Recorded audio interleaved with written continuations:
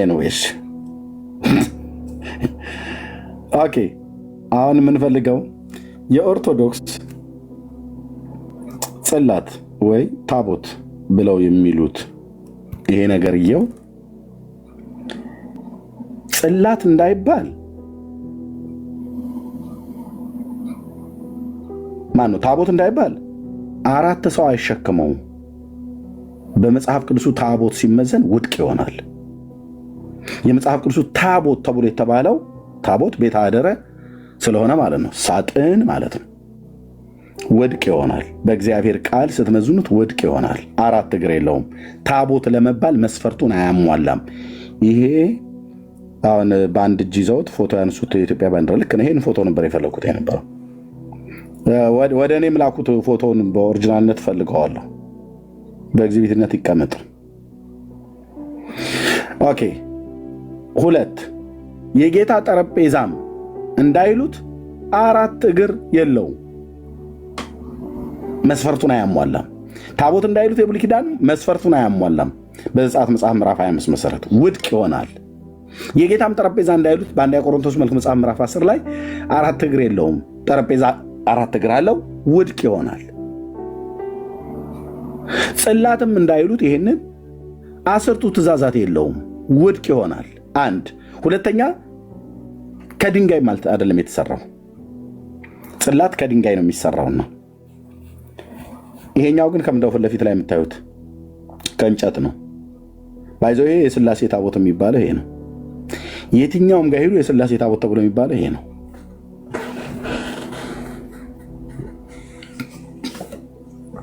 እዚህ ላይ ነው 10ቱ ትእዛዛት ተጽፎበታል ብሎ የሚል የት አለ?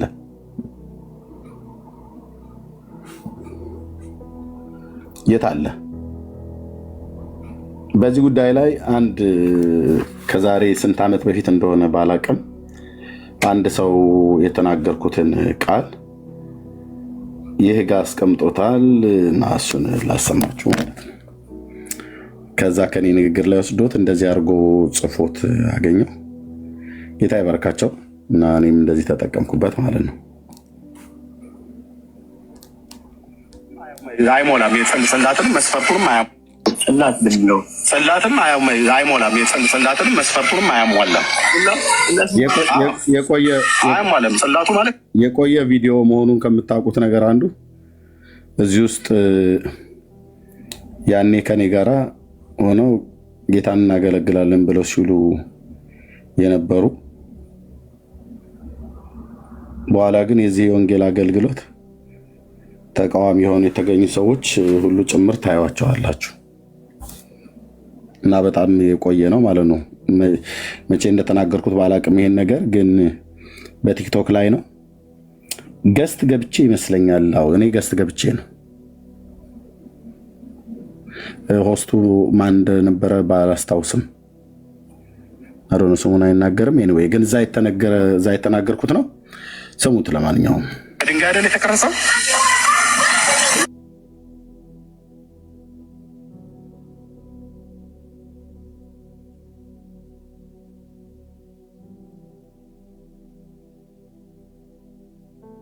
ጽላቶች ናቸው። ሰሌዳ ማለት ነው። የድንጋይ ጽላቶች 10ቱ ትእዛዛት እለተጽሕፋ በአጻብዕ ለእግዚአብሔር ብሎ ያለው ማለት ነው። በእግዚአብሔር ጽላት የሚለው ቃል ብቻ ነው። ጽላት ብሎ የሚለውን መስፈርት እናንተ እንዳትሰጡት አያሟላም እኮ አልኩ። የጽላት መስፈርትን አያሟላም። ጽላት ማለት ነው በቋንቋው ሰሌዳ ማለት ነው። ሰሌዳ ማለት ነው። ሰሌዳ ማለት ነው። ስለዚህ ይሄ ሰሌዳ ይሄ አያሟላም። ይሄ አያሟላም። ጽላት ተብሎ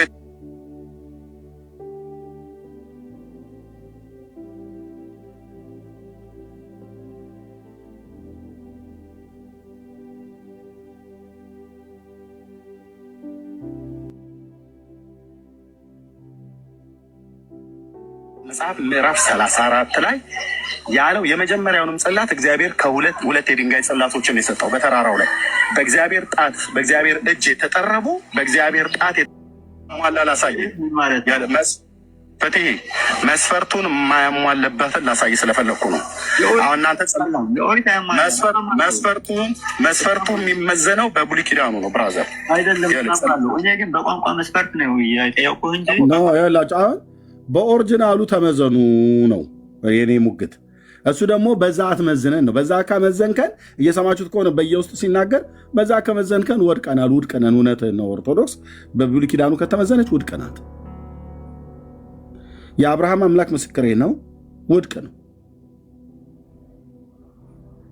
የሚይዙት የሚሸከሙት ጽላት ታቦት ብለው ህዝብን የሚያደናግሩበት በብሉይ ኪዳኑ ከተመዘኑ በእግዚአብሔር ቃል ከተመዘኑ ውድቅ ናቸው።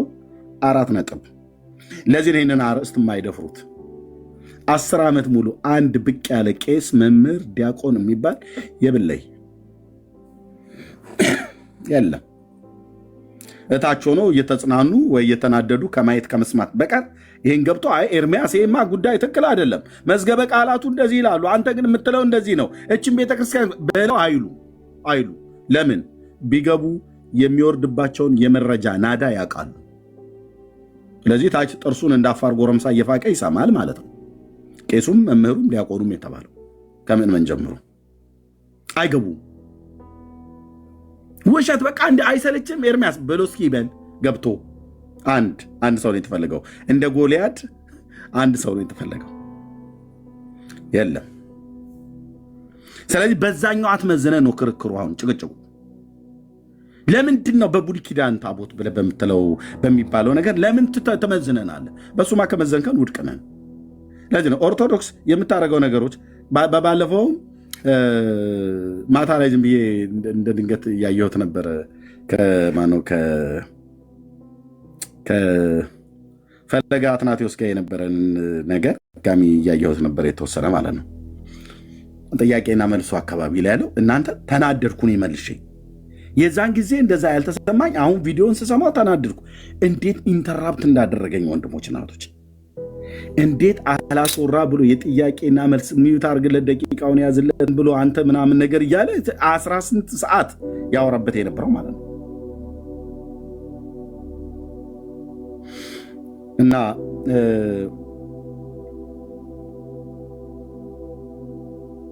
መስፈርት ተብሎ የተባለው መስፈርቱን የማያሟላበት ምክንያት በብሉይ ኪዳኑም ሲመዘን ይሆናል ብሎ ያለው ማለት ነው። ያኔም እዛ ለፈለገ ጥያቄ ካቀረብኩለት ውስጥ አሁን እናንተ እንደምታደርጉት ኦሪታውያኑ ነው ያልኩት። ታስታውሱ ከሆነ ኦሪታውያኑ በብሉይ ኪዳን ያሉት እስራኤላውያኑ ኦሪታውያኑ አሁን እናንተ ታደርጉ እንደነበረው ስዕል ሰርተው በቤታቸው ሰቅለው ወይ በቤታቸው ቀርጸው ቅርጻ ቅርጽን ሰንደል እየለኮሱለት ዕጣን እያጠኑለት እየዘመሩለት ወደሱ ይጸልዩ ነበሩ። ኦሪታውያኑ እስራኤላውያኑ እንደዚህ ነው ያደርጉ ነበሩ ብዬ ስለው በአንደኛ ነገሥት መጽሐፍ ምዕራፍ 6 ላይ በሰለሞን ቤተክርስቲያን ውስጥ አለልህና ጀመረ። ይታያችሁ፣ ሰለሞንና ቤተክርስቲያን እኮ አይተዋወቁ። ሰለሞን ቤተክርስቲያን የሚባል የለውም። ቤተክርስቲያንና ቤተ መቅደስን እንኳን ያለየ ሰው ነው እዚህ መጥቶ የተሟገተኝ ብዬ እዛ ጋር ተናግሬያለሁ። ታስታውሳላችሁ ብዬ አስባለሁ። ዋናውም ለማለት ፈልጌ ነው፣ ስዕላትን አምልኮ ኦርቶዶክስ የምታደርገው በሙሉ በኦሪታውያኑም ስትመዘን ውድቅ ናት ማለት የኢትዮጵያ ኦርቶዶክስ ቤተክርስቲያንና ሌሎችም አህታ ቤተክርስቲያናት የተባሉት ለስዕልም እንደሚያጥኑት፣ እንደሚሰግዱት፣ እንደሚዘምሩለት ትናገራለች፣ ደም ታፈሳለች፣ ሽንቷን ትሻናለች ነው ያላሉን። ስዕሏ ቶሌት ትሄዳለች፣ እሱም ብቻ ነው ያልተባለው። ግን ቢፈለግ አይጠፋም። ደም ታፈሳለች ብለዋል። ወተት ታፈልቃለች ብለዋል። ወተትና ደም የምታወጣ ስዕል ሽንቷን መሽናቷ አይቀርም። ትናገራለች ብለዋል። ታምር ታደርጋለች ብለዋል። ኤርሚያስ ሽንቱ ጋር ምን አስኬደ? ሊጸዳዱ ይችላሉ ልል ፈልጌ ነው። ይበላሉም ብለዋል። አሁን አዲስ ያገኘሁት ደግሞ ማለት ነው ቀርጥፍ አድርገው ይበላሉ። እንዴት ነው የሚጎርሱት ብላችሁ እንዳትሉ። ያለቅሳሉ። አዎ ታለቅሳለች። ዘይት ታፈልቃለች። የዘይት ጉዳይ በጣም እንትን ነው እና በኦሪታውያኑ ሲመዘኑ ውድቅ ናቸው። በክርስቶስ ቤተክርስቲያን ታሪክ ውስጥስ አሁን እናንተ እንደምታደርጉት ያደረገ ነበር ወይ ብዬ ስለው የለም፣ አልመለሰም። እንደውም ታስታውስ ከሆነ በሮሜ፣ በቆሮንቶስ፣ በገላትያ፣ በኤፌሶን፣ በሰምርኔስ፣ በሰርዴስ፣ በፊላደልፊያ፣ በሎዶቅያ አብያተ ክርስቲያናት ውስጥ አሁን እናንተ እንደምታደርጉት ለስዕል ያጠነ፣ የሰገደ፣ የዘመረ፣ ያጨበጨበ፣ ወደ እነሱ የጸለየ ወተት ያፈልቃሉ፣ ዘይት ያፈልቃሉ፣ ደም ያፈሳሉ፣ ይናገራሉ፣ ይደንሳሉ፣ ይጨፍራሉ እኮ ብለውናል። የመርቆሪዎስ ስዕል እኮ አሁን ሰሜን ሸዋ ላይ ይደንሳል። ሲያሻው ይደንሳል፣ ሲያሻው ይዘላል ከነፈረሱ፣ ከፈለገም ከፈረሱ ላይ ወርዶ ሁሉ ጭምር ብላ አየር ትይዛለች። ኦርቶዶክስ በወጣቶቹ ንግግር ማለት ነው። እና በክርስቶስን ቤተክርስቲያን ታሪክ ውስጥ ሲመዘኑ ውድቅ ናቸው። በብሉይ ኪዳን ሲመዘኑ ውድቅ ናቸው። ለምን? መመዘኛችን ብሉይና አዲስ ስለሆነ ማለት ነው። ጴንጤም ትምህርቱ በብሉይና በአዲስ ነው መመዘን ያለበት። ኦኬ። ስለዚህ በብሉይ ኪዳኑ እና በአዲስ ኪዳን ውስጥ መዘን ከኛ በፊት የነበረው ትውልድ እንደዚህ ካላደረገ እኛ የምናደርገው ከሆነ ከየት አመጣኑ ተብሎ መጠየቅ አለበት። የታቦቱም ጉዳይ ልክ እንደዚሁ ነው። የጽላትና ታቦት ተብሎ የተባለውን ጉዳይ በብሉይ ኪዳኑ ስትመዘኑ ብዬስን ነው። በብሉይ ኪዳኑ ከመዘንከንማ ችግር አለ እና ዝም ብለህ ጽላቱን ከእንጨት ነው ብለን የምንለውን ተቀበል ነው። አልቀበልም። እና ያኔ የነበረው ክርክር ይሄ ነው ለማለት ነው። በቋንቋ መስፈርትም ደስ ስላለ አይደለም ጥለው ታቦት ብሎ ላት ብሎ የሚለውን መስፈርትም አያሟላም። ታቦት ብሎ የሚለውን መስፈርት አያሟላም። ጠረጴዛ ብሎ የሚለውን መስፈርት አያሟላም። ጠረጴዛ ብለህ እንዳትለው፣ ጠረጴዛ የሚታወቀው 4 እግር ያለው ነው። የትኛውም ቦታ ላይ ያለው ማለት ነው። 4 እግር ያለው የእናንተ አሁን የዚህ ሰሉ ላይ የሚታየው ከታች ያለ 4 እግር የለው። አንድ ጠረጴዛ የሚለውን እንኳን አያሟላም። ታቦት ብለህ በብሉይ ኪዳኑ መስፈርት ነው የምንመዝነው። እንግዲህ የምንመዝንበት ከዛ በፊት እግዚአብሔር ታቦት ብሎ የሚለው የትኛው ነው ብለን ካል ከስዕሉ በላይ የሚታየው 4 እግር ያለው 2 የሚናጥፉ አውራ ዶሮ የሚመስል ኪሩብ ያሉበት ከተቀጠቀጠ ወርቅ የተሰራ ከግራር እንጨት የተሰራ መሎጊያዎች ያሉት በውስጥና በውጭ በጥሩ ወርቅ የተለበጠ እነኚህ ናቸው ታቦት ብሎ የሚባለው ከላይ ያለው ማለት ነው። ኦኬ። ይህንንም አያሟላም። የእናንተ ጠረጴዛንም አላሟላም። ታቦት ብሎ የሚለውንም ከላይ በተቀመጠው ስዕል አኳያ አላሟላም። እሺ ጽላትን በለው ወይም ጽላት ምንለው ምንድነው ክፋቱ ብለህ ብትል እሱንም አያሟላም። ጽላት ብሎ የሚለውም መመዘኛው የሚመዘነው ዘጸአት 32 ዘጸአት መጽሐፍ ምዕራፍ 34 ባለው ማለት ነው። 32ኛው ምዕራፍ ላይ እግዚአብሔር ወደ ተራራው ጠራው፣ ሙሴን በተራራ ጫፍ ላይ ያገኘው፣ ተነጋገረው፣ በከባድ ደመና ወረደ፣ አወራው። 2 የድንጋይ ጽላቶችን ራሱ እግዚአብሔር ጠርቦ ራሱ እግዚአብሔር ጽፎበት ሰጠው። ከተራራው ግርጌ ሲወርድ እስራኤላውያን ከጣዖት ጋር ያመነዝሩ ነበር፣ ሰበረው። ከዛስ እግዚአብሔር ዘጸአት 34 ቁጥር 1 ላይ መልሰህ እንደፊተኞቹ አድርገህ 2 የድንጋይ ጽላቶችን ጥረብ አለው እና በፊቴ መጥተህ በተራራው ጫፍ ላይ ቁም አለው። እኔም በፊተኞቹ ጽላቶች የነበሩትን ቃላቶች እጽፍባቸዋለሁ ብሎ አለው ይላል። ጽላት የሚባለው አንደኛ የመጀመሪያውም ጽላት ላይ የጻፈው እግዚአብሔር ነው። በእግዚአብሔር ጣት የተጻፈው ነው የሚለው። ሁለተኛውም ላይ ሙሴ የቀደመውን ጽላት አይተዋል አይደለ? እላው ላይ የተጻፈውን አንብበዋል አይደል? ስለዚህ ጥረብና ልክ እንደ ፊተኞቹ አድርገህ ጻፍበት አላለውም። እጽፍበታለሁ ነው ያለው። ጽላት በእግዚአብሔር እጅ የተጻፈበት ትእዛዝ ያለበት ነው። ያ ትእዛዝ 10ቱ ትእዛዝ ያለበት ነው ጽላት የሚባለው። 10ቱ ትእዛዛትን ያላሟላ በእግዚአብሔር ጣት ያልተጻፈ አልፋ ወኦ አልፋ ቤታ ብሎ የሚል ደብተራ በሴንቲ ነገር የቀረጸውን ነገር እሱን ምንድን ነው ጽላት ብሎ መጥራት ምን ብዬ ልበልህ እንግዲህ ጥንቸልን አንበሳ ብሎ ጆሮ ትልልቅ ነገር ያላት የተባለችው ጥንቸል ማለት ነው። ወይም ሚዳቋን ነብር ብለህ እንደመጥራት ነው። ያለ ዝርያው ምንም የማይገናኝ ነገር ጥንቸል ጆሮዋ ትልልቅ ስለሆነ አንበሳ መስላይ ነው ብለህ መጥራት ትችላለህ። ግን ይመርመር ከተባለ ጥንቸል በፍጹም አንበሳ ሆነ አታውቅም። ጽላት በእግዚአብሔር ጣት 10ቱ ትእዛዛት የተጻፈባቸው ናቸው። ጽላት አንድ ሁለተኛ ከድንጋይ ነው የተቀረጸው። ሁለቱም በእግዚአብሔር ነው የመጀመሪያው እግዚአብሔር ነው የቀረጸው፣ ሁለተኛውን ሙሴ ነው የቀረጸው። የእናንተ ግን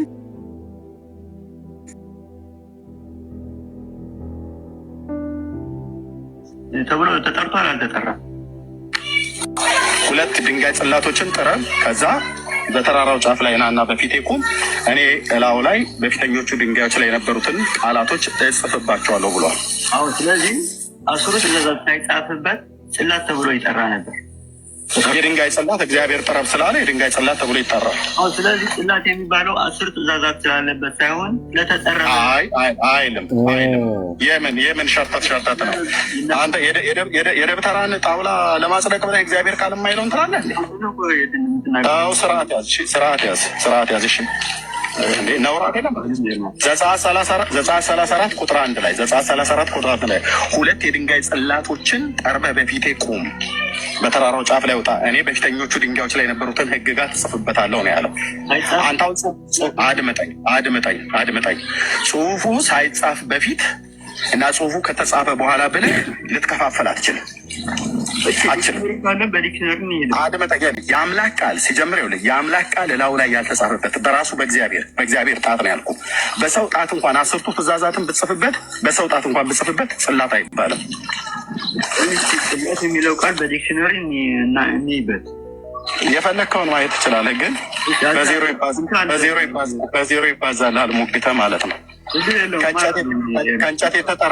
ከእንጨት የተጠረበ ጽላት አለ መጽሐፍ ቅዱስ ላይ ኖ ከእንጨት የተጠረበ ጽላት አለ ወንድሜ መጽሐፍ ቅዱስ ላይ እግዚአብሔር ከእንጨት የተጠረበ ጽላት ነበረው አይደለም? የለም በመጽሐፍ ቅዱስ ሳይሆን በመጽሐፍ ቅዱስ ድንጋይ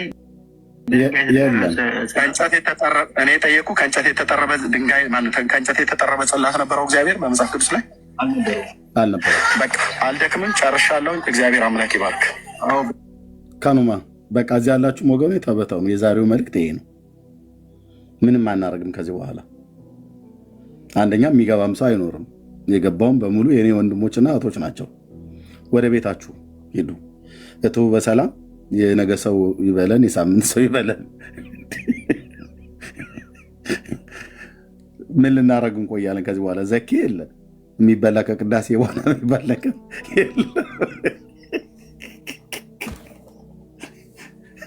ወገኔ። ለምንድን ነው ግን በጣም ብዙ ጊዜ ለምንድን ነው ግን በቃ በሃይማኖት ቤት ቁማር ሲጫወቱባችሁ ለምንድን ነው ዝም ብላችሁ የምታዩት?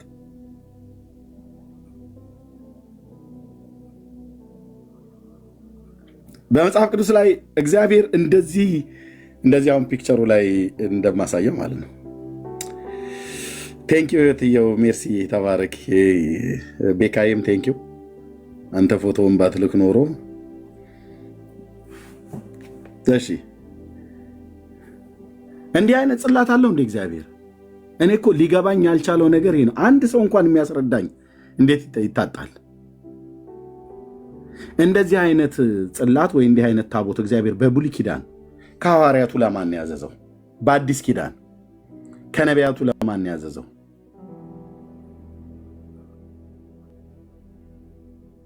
ለማን ያዘዘው?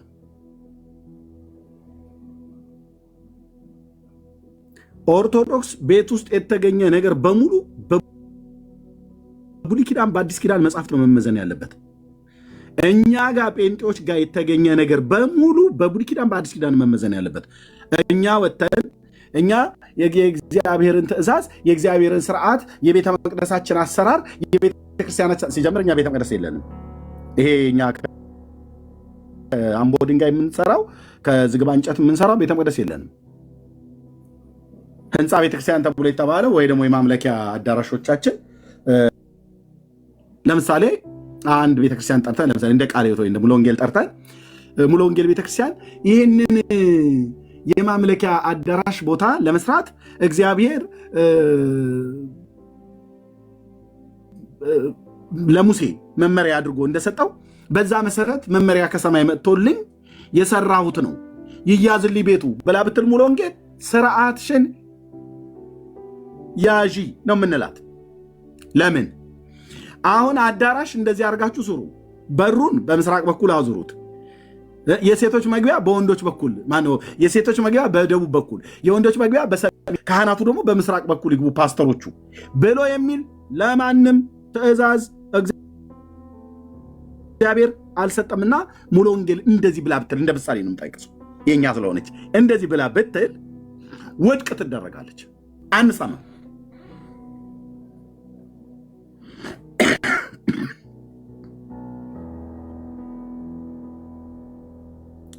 ግን ደግነቱ የኛ ቤተክርስቲያን እንደዚህ አትልም። ኦኬ ጻጊዬ አንቺ ጋር አይሰማም እንደ እኔ ድምፅ?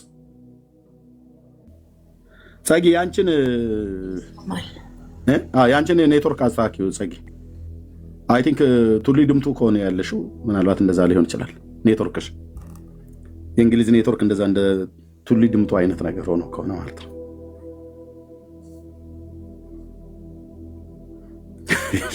እና ልብ በሉ ወገኖች፣ መስፈርቱ ቤተክርስቲያን እስከተባለች ድረስ ለምሳሌ አሁን እኛ ልክ እንደ ብሉይ ኪዳኑ እንደ ሐዋርያቱ ዘመን አመሳስለን የሰራኑ ብለን የምንለዋለ የወንበሮቻችን አቀማመጥ ቸርች ውስጥ የለም። ወንበራችን እኛ እንደዚህ ነው የሰራኑ እናንተ እንደዚህ ስሩ ብትሉ ሐዋርያቱ ስለ ወንበር የነገሩ ነገር የለም። ስለዚህ እኛ አንልም ማለት ነው። እናንተ እነማናችሁ ብለህ ካልከ ጴንጦች በሙሉ አንልም። የወንበሮቻችን ከለራቸውና አቋቋማቸው በእውነት አጠራረባቸው ሁሉ ጭምር ቁጭ የብሉይ ኪዳኑን ይመስላል። በክርስቶስ ቤተክርስቲያን ታሪክ ውስጥም ከምስረታቸው እኛን የቀደሙን አብያተ ክርስቲያናት ሁሉ እንደዚህ አይነት የወንበር ነገር ነበራቸው እና ወንበሮቻችን ዓለም ሊጎበኛቸው የሚገባ ነው ብለን ስለ ወንበር፣ ስለ ቅርጻ ቅርጽ ወይ ፑልፒት በኦርቶዶክስ አትሮንስ የሚባለው ማለት መድረክ ላይ የምንቆምበት ወይ ስለ ሳውንድ ሲስተሙ ምንም የምናወራው የምንፖተልከው ፖተሊካ የለም ማለት ነው። ኦርቶዶክስ ጋር ግን ስትሄድ ታቦት ትልላለች። የቱኛውን? ይሄንን ኦርቶዶክስ መልስ አላት ትላለች። ቀጥሎ ኦሆ መልስማ ካላት እኛም የሷ ልጆች አልነበር? አዎ ጥያቄ አለን ብለን ጥያቄ ጠየቀ። ይሄ ታቦት ማን? ይሄ ጽላት ብላችሁ የምትሉት ነገር በምን መስፈርት ነው ጽላት ያላችሁት? በእግዚአብሔር ቃል ስንመዝነው ውድቅ ነው ብለን ስንል መናፍቃን፣ የእመቤቴ ጠላቶች ቀለም በጥብጣ ብራና ዳምጣ አገር ለሰራች ቤተክርስቲያን ሲጀምር አገር አልሰራችም። ኢትዮጵያ የምትባል ምኑን የሰራችው? ኦርቶዶክስ ሀገር ሰራችሁ። ምኑ ነው ሀገር የሰራችሁ? ምንድን እንዴት ሀገር መስራት ማለት ምድሩን ነው ማለታችሁ ነው? ምድሩን የሰራችሁ ወይስ ምንድን ነው? ሲስተሙን፣ ፖለቲካዊ ሲስተሙን ነው? ፖለቲካዊ ሲስተሙን ሰርታ ከሆነ ፖለቲከኛ ነች እያልከኝ ነው። ጥሩ ነው። በዛ በኩል ደግሞ እማወጋህ አለ። ቀስ በልና አድምጠኝ፣ እንዳትሄድ። ፈንድሻ ያዝ፣ ሻይ ያዝ፣ ውሃ ያዙ። ምንድነው? ፖለቲካዊ ሲስተሙን ነው። ፍትሐ ብሔር ወንጀለኛ መቅጫውን የሰራችሁ። ስለዚህ ወንጌል መስበኩ አንተታ ፖለቲከኛ ነበረች እያልከኝ ነው። ፊደል ቀርጻ ብለህ ካልክ ኦኬ፣ ፊደል ላይ ልክ ነው። እንደዚህ አገራዊ ጉዳይ ላይ የሚጠቅም ነገር ያደረገችው ነገር አለ። አይ እቺ ሀገር እኮ የተሰራችው በኦርቶዶክስ ነው ብለህ ትላለህ። እውነትህን ነው።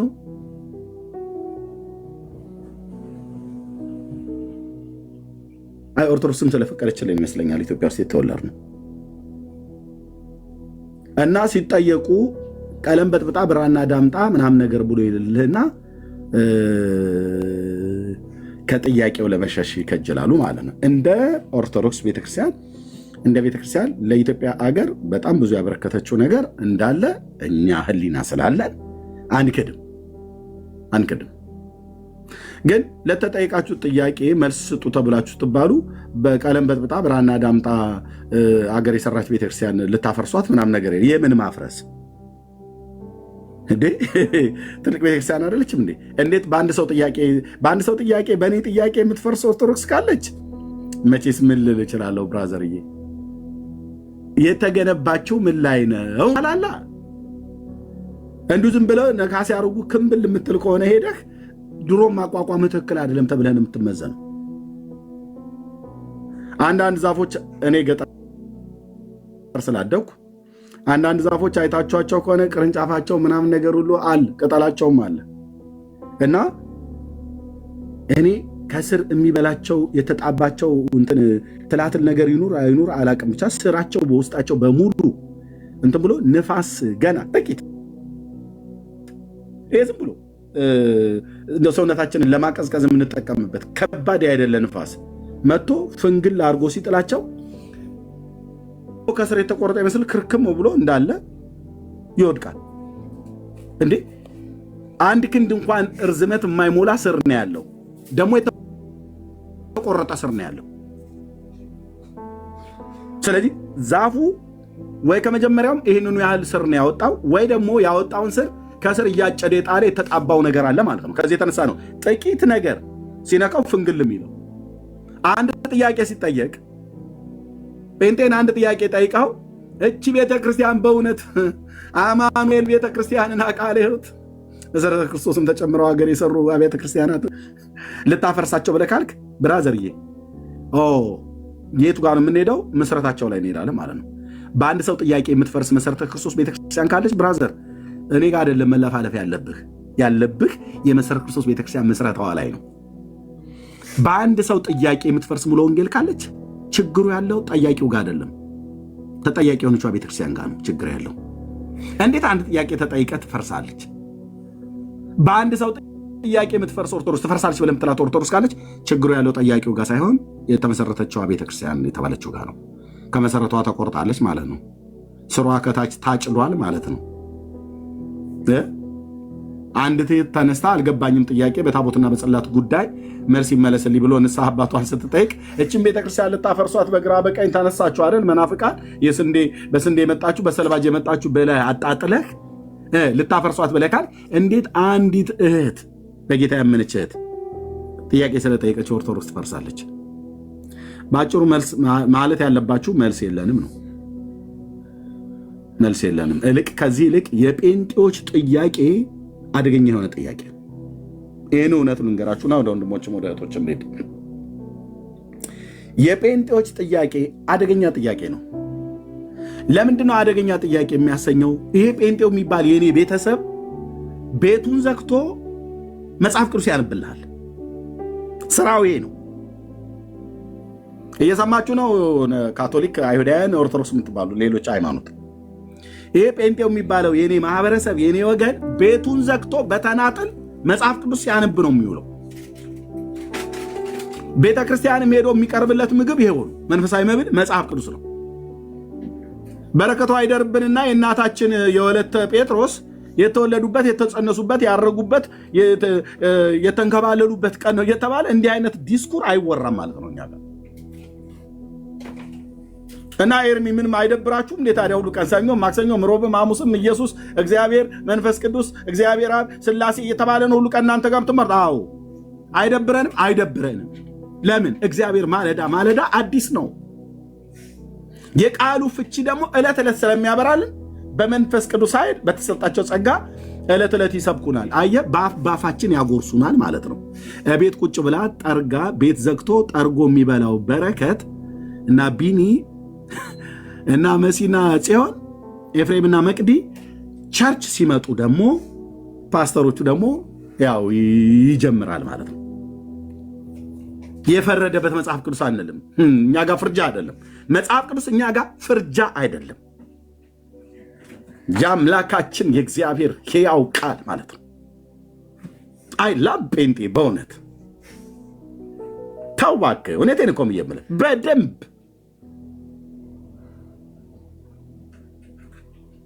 እና የጴንጤ ጥያቄ አደገኛ ጥያቄ ነው። ለምን አደገኛ የሚያሰኘው? መጽሐፍ ቅዱስን የአምላካቸውን የእግዚአብሔርን ቃል ስለተማሩ ስለሚያነቡ ስለሚያውቁ የሚጠይቁት ጥያቄ ከመጽሐፍ ቅዱስ ላይ ተነስቶ ስለሆነ መጽሐፍ ቅዱስ አንብቦ ለማያውቅ ክር አንገቱ ላይ አስሮ እንደ አፋር ጎረምሳ መፋቂያ ይዞ ከተማ ለከተማ ሲዞር የሚውል ሴት ጎረምሳና ወንድ ጎረምሳ ሃይማኖተኛ ለሆነ ራስ ምታት የሆነ ጥያቄ ነው። ዘበነ ራሱ ምን ሲናገር ሰማው? አያቱና አባቱ እዚህ በነበረ ሰዓት የኦርቶዶክስ እምነት ተከታይ ናቸው። እሱ ከዚህ ሄደና እዛ ሄደና መጽሐፍትን አጠና፣ አገላበጠ። ከዛ ማርያም አማላጅ ነች ብሎ የሚል ቃል አጣ። ከዛ ተመልሶ መጥቶ እኛን እያስቸገሩ ነው እና መጥተው ማርያም ታማልዳለች እንዴ ብለው ሲሏችሁ እናንተ መጀመሪያ መጽሐፍ ቅዱስ ሄዳችሁ አታሳዩቸው። ማለት ያለባችሁ ማርያም አታማልድም ብሎ የሚል በመጀመሪያ ጥቅስ አንተ አሳየኝ ብላችሁ ጥያቄውን ወደ እነሱ መልሱላቸዋል። ዘቤ ተበልታል። ኦርቶዶክስ መልስ አላት ብለህ ማስታወቂያ ስትሰሩ የምትሉት እናንተ ናችሁ። ማርያም ታማልዳለች ብሎ ሲል አዎ ታማልዳለች ብላችኋል አይደል? ከመጽሐፍ ቅዱስ መረጃ አስጠኝ ብሎ ሲል አንተ አታማልድም ብሎ የሚል አሳየን ተብሎ እንዴት ይመለሳል? ይህ መልስ እንዴት ይሆናል? አታማልድም ብሎ ለማሳየትማ ማናሳይህ የተጻፈ ስለሌለ ነው። ያልተጻፈውን ከየት እናመጣዋለን? እናንተ ግን እኛ ያልተጻፈውን ከየትም አናመጣም። ማርያም አታማልድም ብሎ የሚል መጽሐፍ ቅዱስ ላይ አልተጻፈም። ስለዚህ አታማልድም ብሎ የሚል የተጻፈ እንደሌለ ሁሉ ስለዚህ አታማልድም ማለት ነው። ብታማልድ ኖሮ ይጻፍ ነበር። አማላጅ ተብሎ የተባለት የሚያማልደው ኢየሱስ ነው ተብሎ ተጽፏል በቅዱሳት ሐዋርያት። እንዳልኳችሁ እንደ ምሳሌ የምናገረው ኦርቶዶክስ የተጻፈን ዲናይ ታደርጋለች፣ ትክዳለች። ኢየሱስ አማላጅ ነው ብሎ የሚለውን በግልጽ የተጻፈን በፍጹም ኤርምያስ ምን ሆናችሁ ነው ይሉናል። ይመጡና ጳውሎስ እኮ ነው ኢየሱስ ክርስቶስ ያማልዳል። አዎ ቢሆንም እሱ ይበለው፣ እኛ ግን አንለውም ይላሉ። ሁ አዩ እናንተና ማን ናችሁ? ሐዋርያው ያለውን እናንተ ማትሉት ለምንድን ነው? ሐዋርያው ያለውን ሙሉ ወንጌል ትላለች። ሐዋርያ ያለውን ገነት ቸርች ትላለች። ሐዋርያ ያለውን ቃለ ሕይወት ትላለች። ሐዋርያ ያለውን ካቶሊክ አትልም፣ ኦርቶዶክስ አትልም።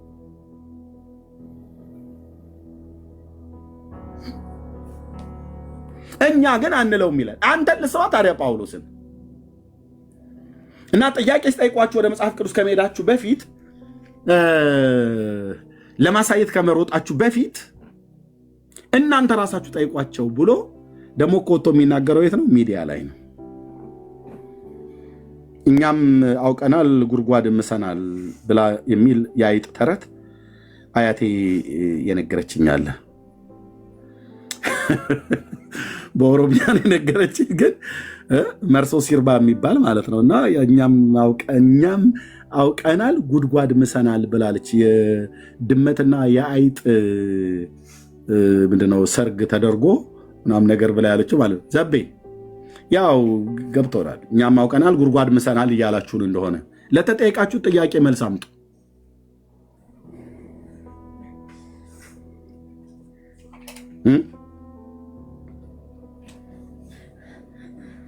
ድመቶቹ ከበህ ዝፈን መርሶ ሲርባ ብሎ የሚል ከበህ ዝፈን ብሎ ሲል አይጦቹ ደግሞ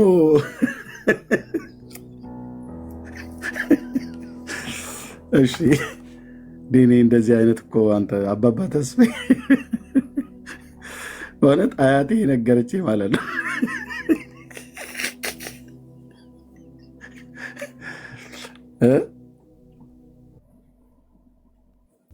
አዎ ይሄው ነው። እና ለተጠይቃችሁ ጥያቄ መልስ አምጡ ነው። ስለዚህ አሁን የኦርቶዶክስ ታቦት ጽላት የሚባለው ይሄ ነው። ከልብስ ውጭ መሳደቢያ አይደለም፣ ማቃለያ አይደለም። ይሄ ነው። ይሄን ከየት ነው ያገኛችሁት? ጉግል ላይ ጉግል ገብታችሁ ታቦት በልብስ ታቦት ያለ ልብስ ብላችሁ ብትጽፉ ታገኛላችሁ። ከቀሚስና ከቀሚስ ውጭ እንዴ ምን ነው ኤርሚያስ አንተ ባለጌ እንዴት እርቃኑን ታያለ? ምናምን ሰው አይደለም ያየው ተኛታለ። አይ እንትና አፍረተ ስጋው ብላችሁ የለውም፣ አፍረተ ስጋ የለውም። አንዳንዱ እኮ ይመስለዋል።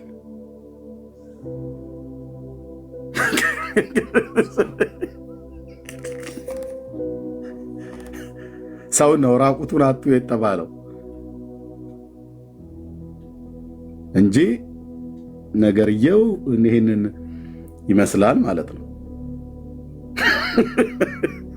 ስለዚህ ጽላት ተብሎ እንዳይባል የእግዚአብሔር ቆይ ታቦት ተብሎ እንዳይባል 4 ሰዎች አይሸከሙትም። በመጽሐፍ ቅዱስ ስንመዝ ነው። የጌታ ጠረጴዛ ይባል 4 እግር የለውም። ጽላት እንዳይሉት 10ቱ ትእዛዛት የለውም። 10ቱ ትእዛዛት ብቻ ለመኖር ሳይሆን ከጣውላም ከእንጨትም የተሰራ ነው። ይሄ ጽላት ግን ዘጸአት 32 እና ዘጸአት 34 ላይ ከድንጋይ ነው የሚሰራው ለማለት ነው። ገብቶ የሚያወራን ሰው ካለ እሰየው፣ ካልሆነ ግን እኔም ከወንድሞችና ከእህቶች ጋር እየተቀባበል እናወራበታለን። ቴንኪው፣ ተባረኩ። ከላይ ጀምሮ ሰላም ይበሉ። ረጅም ሰዓት አቆይቻችኋለሁ፣ በጣም ይቅርታ። ነገሬን ዘበዘብኩ፣ የመግቢያ ያህል ነው። በዚህ ጉዳይ ላይ እናወራለን። ቤካ ወንድምነት ሰላም በል። ቢኒያው ሜርሲ፣ እንደዚህ እያላችሁ ሲሆን እስከታች እስከ ብሩኬ ድረስ ሰላም በሉና እንቀጥላለን። ተባረኩ። ቴንኪው፣ ተባረኩ። ታፕ ኮፒ ሊንክ ሼር ስላደረጋችሁ ሰላም ልበላችሁና ለጸሎት ልወጣ ስለሆነ ነው። እግዚአብሔር ስሙ ለዘላለም ይባረክ። የጌታ ጸጋና ሰላም ይብዛላችሁ። እንግዲህ የእግዚአብሔር ቃል ብርሃን ነው። ሰው ብርሃን ሲበራለት ነው እውነትን የሚያውቀው እና የእግዚአብሔር ቃል ግልጥ ነው፣ ህይወት ነው። በቃ ቃልን ማንበብ፣ በእግዚአብሔር ቃል ውስጥ መኖር፣ ቃሉን ማሰላሰል ህይወትን ብርሃን ያደርጋል፣ ህይወትን እረፍት ያደርጋል፣ እውነትን ያሳውቃል፣ እግዚአብሔርን ያሳውቃል። እና የእግዚአብሔርን ቃል አለማንበብ ነው ለዚህ ሁሉ ኦርቶዶክስን እንትን ውስጥ የዳረጋት። ህዝቧንም በቃ ጌታ የተናገረው ንግግር እውርን ቢመራው በሚቀጥለው ጉድጓድ ውስጥ ይወድቃል ይላል እና በቃ ከእግዚአብሔር ቃል ውጪ ብርሃን የለም። በቃ ጌታ ኢየሱስ ትምህርቶቹን እኮ ዝም ብለን ካነበብናቸው ይነግረናል በግልጥ። ምንም የሚያሻማ ነገር የለውም እኮ። እንዲህ አይነት ድካም ውስጥ እንድንመላለስ አያደርግም። እና ክብር ለናዝሬቱ ኢየሱስ፣ ክብር ለእግዚአብሔር ቃል ይሁን። እኔ እግዚአብሔርን ቃል በጣም ነው የምወደው። በጣም በጣም በጣም ለህይወት እረፍት ነው። በቃ በነፍሳችሁ ራሱ ታርፋለች ዝም ብላችሁ ስታነቡት እግዚአብሔርን ቃል ማለት ነው። የሆነ ብርሃን ይከታችኋል። በቃ ምንም እንዳትጠራጠሩ ያደርጋችኋል። የእግዚአብሔር ደግነቱ ይገርማችኋል። ማንነቱ ያስደንቃል። እግዚአብሔር ራሱን በቃሉ ገልጧል። ቃሉ ብርሃን ነው። የእውነት ነው፣ ብርሃን ነው ቃሉ። እግዚአብሔር የብርሃናት አባት ነው የተባለው። ብዙ ብርሃናት ነው። በቃ ቃሉ ያበራላችኋል። ማንነቱን ታውቃላችሁ። አስደናቂ አምላክ አለ። ወደዚህ አምላክ ኑ፣ በክርስቶስ ኢየሱስ አቅርቦናል፣ አስጠግቶናል። ግቡ፣ ተገላገሉ፣ እረፉ ነው የምለው። እረፉ፣ እኔም አምላክ እንደሆንኩ ወቁ ያለውን ቃል ጥብቅ አድርጋችሁ ይዛችሁ እረፍ። በቃ ግልካ በመንፈስ አርፋችሁ አንድ ቀን ደግሞ በስጋ ታርፋላችሁ። ከዚህ ዓለም ድካም በመንፈስ ቃሉ ያሳርፋችኋል። ሂዱ ላለው ተባረኩልኝ። ለጸሎት ልወጣ ስለሆነ ነው። ስጨርስ ተመልሼ እሰማለሁ።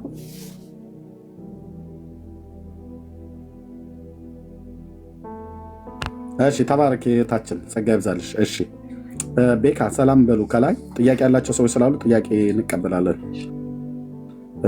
ሰላም በሉ፣ ቶሎ ቶሎ ሰላም በሉና ጥያቄ እንቀበል። ብዙ ሰው ጥያቄ አለን እያለ ነው። ከታች አስገብተን መጠየቅ ይችላሉ። ቤካ አለ ወንድምናት የለም መሲ። እሺ አንዲት እህት ከገባ ሰዓት ጀምሮ ፈልጋለሁ እያለች ነው። ላስገባ አስገስተላይ ታወራታለህ። ምኑን ሰዓት ጀምሮ?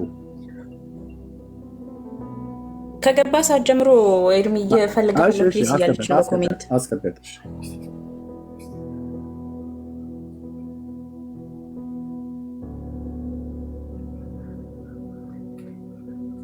እሺ ማነት ልዩ ናት?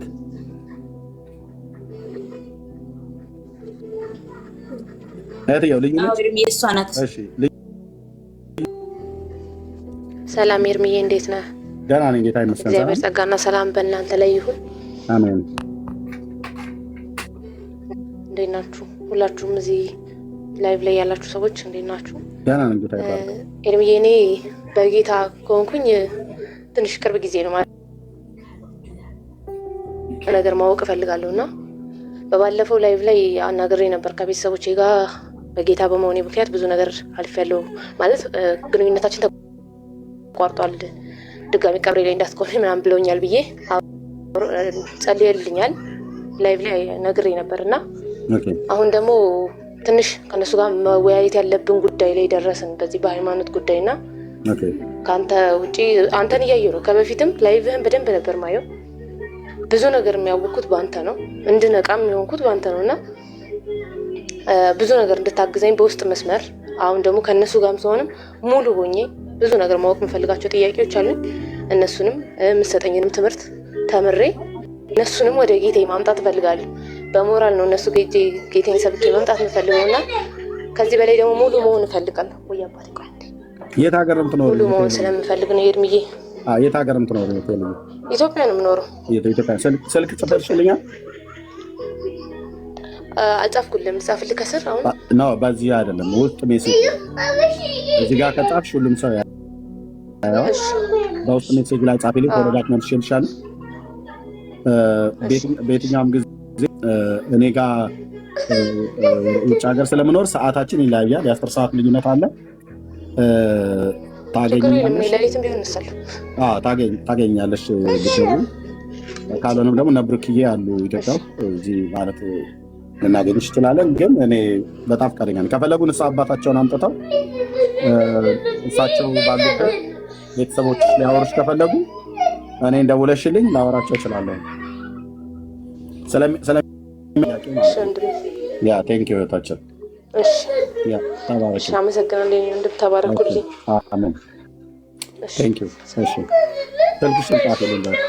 ወንድምነት ጠራኝ እንዴ? አይ በቃ ተኝታ ከሆነ ብዬ እኮ ተውኩት። ከንፈሬ ሁሉ ደረቀ። ሰላም በሉ። ሰላም በሉ። ቶሎ ቶሎ ጥያቄ ያላቸው ሰዎች ብዙ ስላሉ ሰላም በሉና ጥያቄ እንቀበል።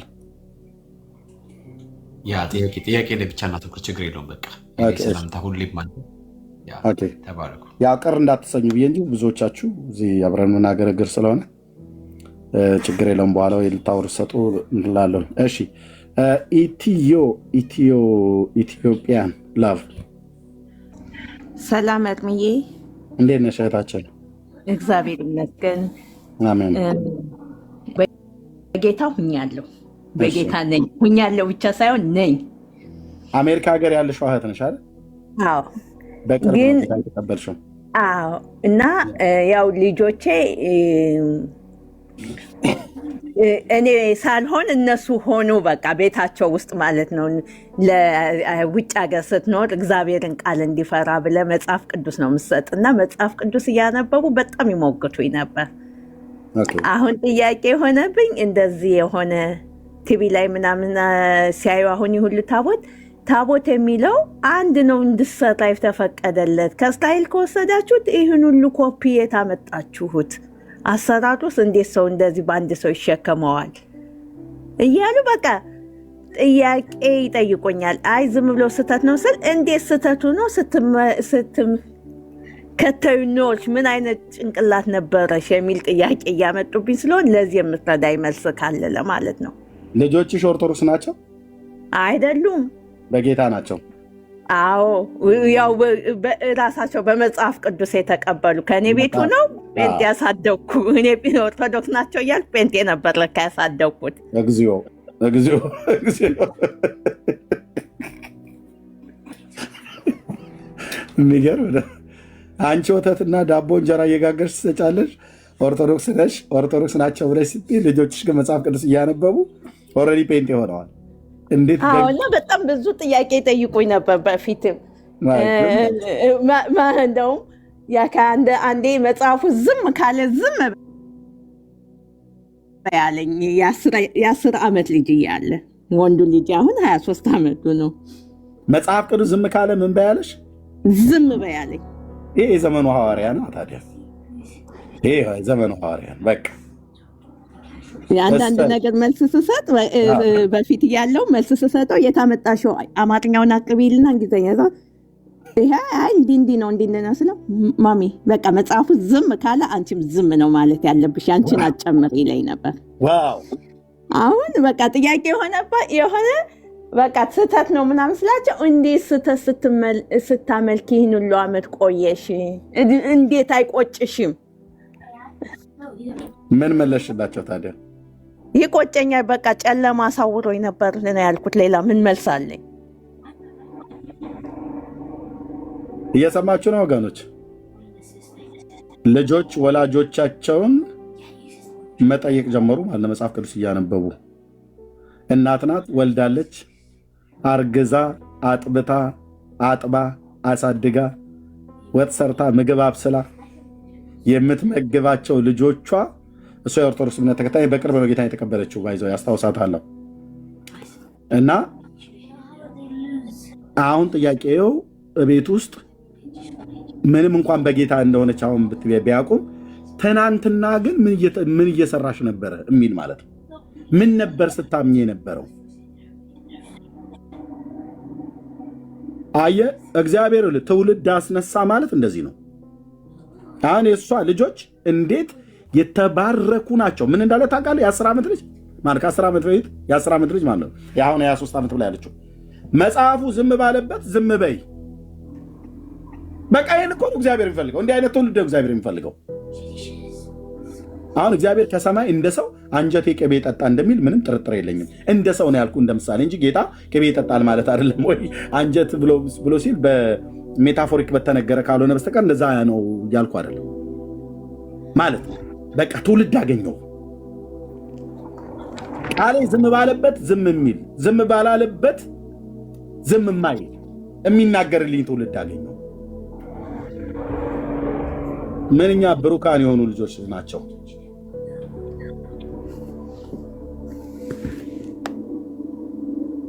እሷ ኦርቶዶክሳውያን ልጆች አሳደግኩ ብላ ትላለች። እነሱ ግን መጽሐፍ ቅዱስ እያነበቡ ራሱ እግዚአብሔር እያሳደጋቸው ነበር ቤቷ ውስጥ። በጌታ እኔ ብለሽ በጌታ ጴንጤ ሆኛለሁ ብለሽ ስትያቸው ምን አሉሽ? ልጆች ተቃወሙሽ? ለምን ይቃወማሉ? ምንም አላሉሽም? አዎ የሆነ ነገር ቻርጅ ወይ ሰምቲንግ እንደዚህ ነው። ቶሎ እንደዚህ ካወጣ ቻርጅ ወይ ሰምቲንግ የሆነ ነገር አያችሁ።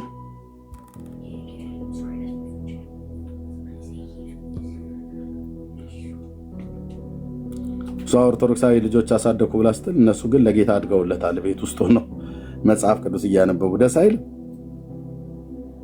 ለመጀመሪያ ጊዜ እንደዚህ አይነት ነገር ስሰማ አልተቃወሙኝም። ደስ ነው እንጂ የሚላቸው። አልተቃወሙሽም? ለምን ይቃወሙኛል? ቸርቻውን ትሄዳላችሁ? አዎ ይዘሻቸው? አዎ ስልክ ተለዋውጠ ነበር? አዎ እነሱን መጀመሪያውም ያው ኢቫንጀሊካል ነጮች ቸርች ነበር የሚሄዱ በቋንቋቸው ራሳቸውን ሲችሉ ራሳቸውን ሲችሉ እኛ ጋር ወንጌላውያን አማኞች ጋር ነው የሄዱት። አዎ ለነጮቹ በቋንቋቸው። ግን ገና ቤት ውስጥ አንቺ እያሳደግሻቸው ግን ኦርቶዶክስ ቸርች ስቴጅ ኦርቶዶክስ ቸርች ይዘሻቸው ትሄጂ ነበረ? እንሄዳለንና አንዳንዴ ምንም ዳዝንት ሜክ ሴንስ ይሉኛል። ዋው they like culture, they like አለባበሱን በቃ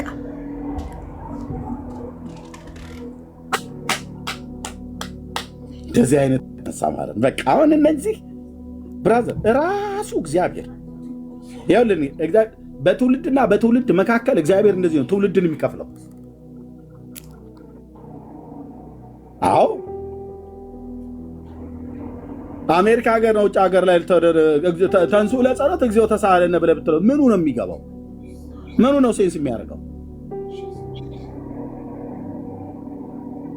አይ እኛ የሃይማኖት የእናታችን የአባታችን ጥብቅ ምናምን ነገር ብለህ ስትል ይሰሙልሃል። ጴንጤ አሜሪካ ደግሞ የጴንጤ ሀገር ነው። ይሰሙልሃል፣ ያሰሙልሃል፣ በትምህርት ቤት ይነግሩልሃል ማለት ነው ስለ ጌታ። የሚማሩትም ክርስቲያን ስኩል ነበር ምፈልጋቸው። ያው ተባርከሻል እህቴ፣ ተባርከሻል እህቴ። እግዚአብሔር በልጆችሽ ባርኮሻል። የእግዚአብሔር ቃል ዝም ባለበት ዝም በይ እና እግዚአብሔርን በቅዱስ ቃሉ መሰረት ነው ልናመልክ የሚገባው ብሎ የሚል የራስሽ ከማህፀን የወጡ ልጆች ይሄን ያህል በእግዚአብሔር ቃል ቻሌንጅ ካደረጉሽ ምን ይባላል? እግዚአብሔርን ስለ እነዚህ ልጆች እናመሰግናለን። ጌታ ይባረክ፣ ጌታ ይባረክ። ስለዚህ እውነታቸው ነው። በትናንትና ታሪክ ምን ስታደርጊ ነበረ፣ ምን ስታመልኩ ነበረ የኖራችሁት ብለው ልጆች እንደዚህ ይጠይቃሉ ማለት ነው፣ ይጠይቃሉ ማለት ነው። እና ተባረኪ ስልክ ተለዋውጠን ነበር አይደል? ጽፌልህ ነበርና አይ ቲንክ አልመለስክልኝም፣ ግን አለ መሰለኝ። እሺ እመልስልሻለሁ። ፎሎ ባክ መልሼልሻለሁ። ተባረኪ። አሜን አሜን አሜን። ቴንክ ዩ። እሺ አቤት። እንትን እኮ ናት ትዝ የሚልህ ከሆነ ሊ ናት እኮ ትዝ የሚልህ ከሆነ ህልሙን ላይ አይታ ነበረ። ሊ ነች እንዴ? ሊ ነሽ? ቤካዬ አይደለም። ሊ አይደለችም። ሊ አይደለችም። ኦኬ ሊጋት መሰለች አሜሪካ። እሷ ምትኖር አሜሪካ አይደለችም? ሊ የምትባለው ሊ አይደለችም። ሊ አረንጓዴ እንትን ነበረ ፕሮፋይልሽ አይደለ? በቅርብ ቀን ነው የተወሰኑ ወራቶች ነው። አይ ቲንክ እዚሁ ነው እኛ ጋር አደ ጌታ የተቀበልሽው እህታችን አንቺ? አዎ ተንትን ብያለሁ። ላስት ይር ነበር። ላስት ይር ላይ ማለት ያንተ አካውንት በዛኛው አካውንት በተዘጋው ነበር። በኤሊያው ልክ ነው። አልተዘጋም አለ በዛኛው ልክ ነው። ለባባ ብሩክ ከሰጠህ አንድ ሌላ ተናገር እውነቷን ነበረ አለ እሱም አልተዘጋም። ልክ ነው። በዛ ስለላኩልህ ስልክ ቁጥር የተዘጋ መስሎኝ አልተዘጋም። እሱኛውን አሁን አላየውም። ለዛ ነው ስልክሽን ያላየሁት። እዚህኛው ላይ ጻፉልኝ። በዛኛው ላይ ጻፋችሁ ሰዎች እዚህኛው ላይ ጻፉልኝ። ልክ ነው። ይህንን ያኔ ለብሩኬ ሰጥቼው ስለነበረ ነው። ሊ አይደለችም። ሊ እሷም አሜሪካን ያለችው ህልም ያየችው ናት እሷ እና እችኛውን እህት አስታውሳለሁ። ጌታ ይባረክ እህቴ። እንኳንም እግዚአብሔር ረዳሽ። ልጆችሽን እንኳን እግዚአብሔር ረዳቸው። በዚህ ላይ ፎሎ ባክ መልሼ እልሻለሁ። ስልክሽን ጻፊልኝ። ሊ ያለችው ከታችን ያለው እያለች ነው። ቆይ ሊ እኔ ግቢ። እንደውም እኮ ተደዋውለን አልተገናኘንም። አይገርምም? እኔን አስወጡኝና ሌላ ሰው አስገቡ። ተባረኪ ተባረኪ ተባረኪ። እኔ እሺ አቢ አቤት አቤት።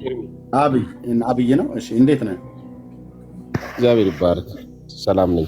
አይኔ ጥያቄ ከየት ቤተ ዝም ብዬ አንድ የሚገርም ነገር ልንገራችሁ ስለ ልጆች ማለት ነው። ፓስተሬ ፕሮቴስታንት ነኝ። ጥያቄ ፓስተሬ ልጆች ያስተምራል ህፃናቶች እና ስለ እግዚአብሔርም ስለ ሰይጣንም ያስተምራቸው ነበር በአንድ ወቅት ላይ እና ምን አሉ መሰለህ ልጆቹ ለምን እግዚአብሔርና ሰይጣን ቁጭ ብሎ አይደነጋገሩም አይደራደሩም? ምን ለማለት ነው? ልጆች ዛሬ እውነቴን ነው የምልህ ኤርሚ፣ ወንጌል ባይሰበክ ኦርቶዶክስ ኤግዚስት ባይሰበክ እንኳን ኦርቶዶክስ ኤግዚስት ማድረግ አትችልም ካሁን በኋላ።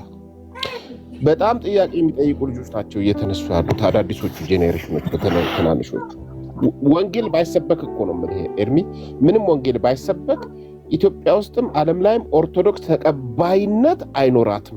የመጨረሻ የሰው ልጅ ሊቀበለው የማይችል የሰው አእምሮ ሊቀበለው የማይችል አስተምሮ ነው።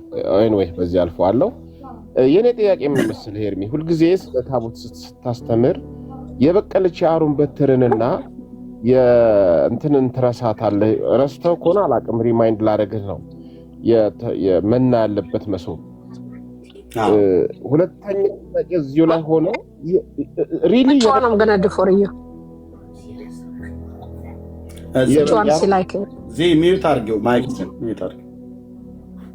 የበቀለች አሮን በትር አለች ወይ? ኮምፕሊት የሆነው ታቦት ይሄ ነው።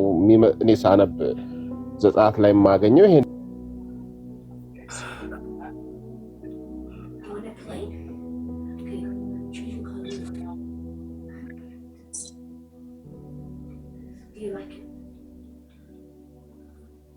ምንድነው? ተቋም አመሰግናለሁ። አይ ሚውት አድርገውኝ ነው።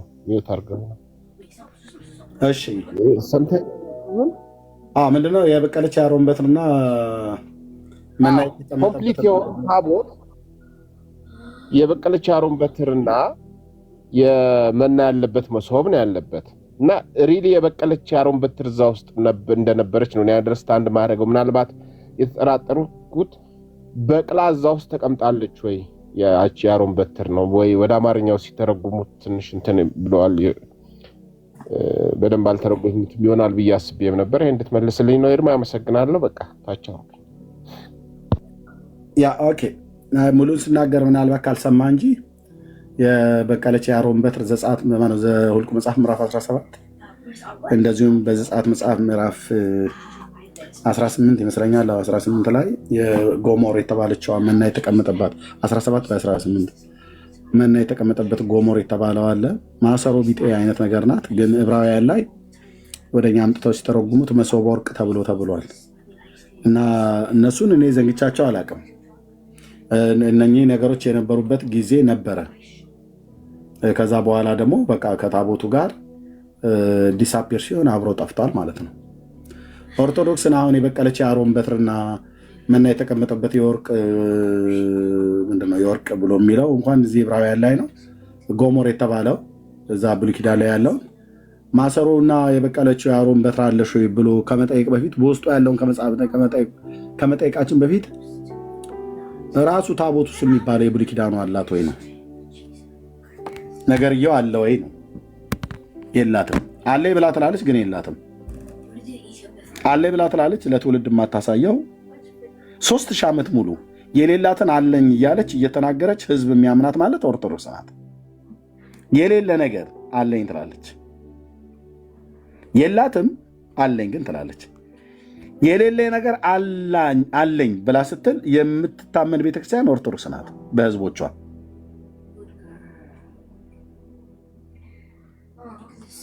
የሌለን ነገር አለ ብለህ ስታምን ለህዝብ ሰብከህ አሳይ ተብለህ ብትባል አያሳዩ።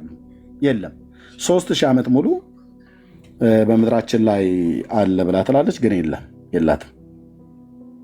እና አደለም መና የተቀመጠበት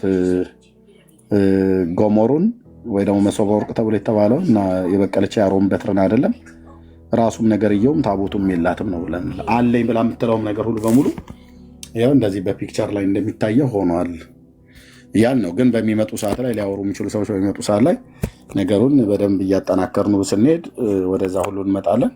ያው የብሉይ ኪዳኑን ታቦት አንስቶ በታምር ያበበችው የአሮን በትር ዘኍልቍ 17 እና መና የተቀመጠበት ጎሞር ዘጸአት ላይ መሶበ ወርቅ ብሎ ዕብራውያን 9 ላይ የተጠቀሰው ሳላነሳው የቀረሁበት ቀን የለም ለማለት ነው።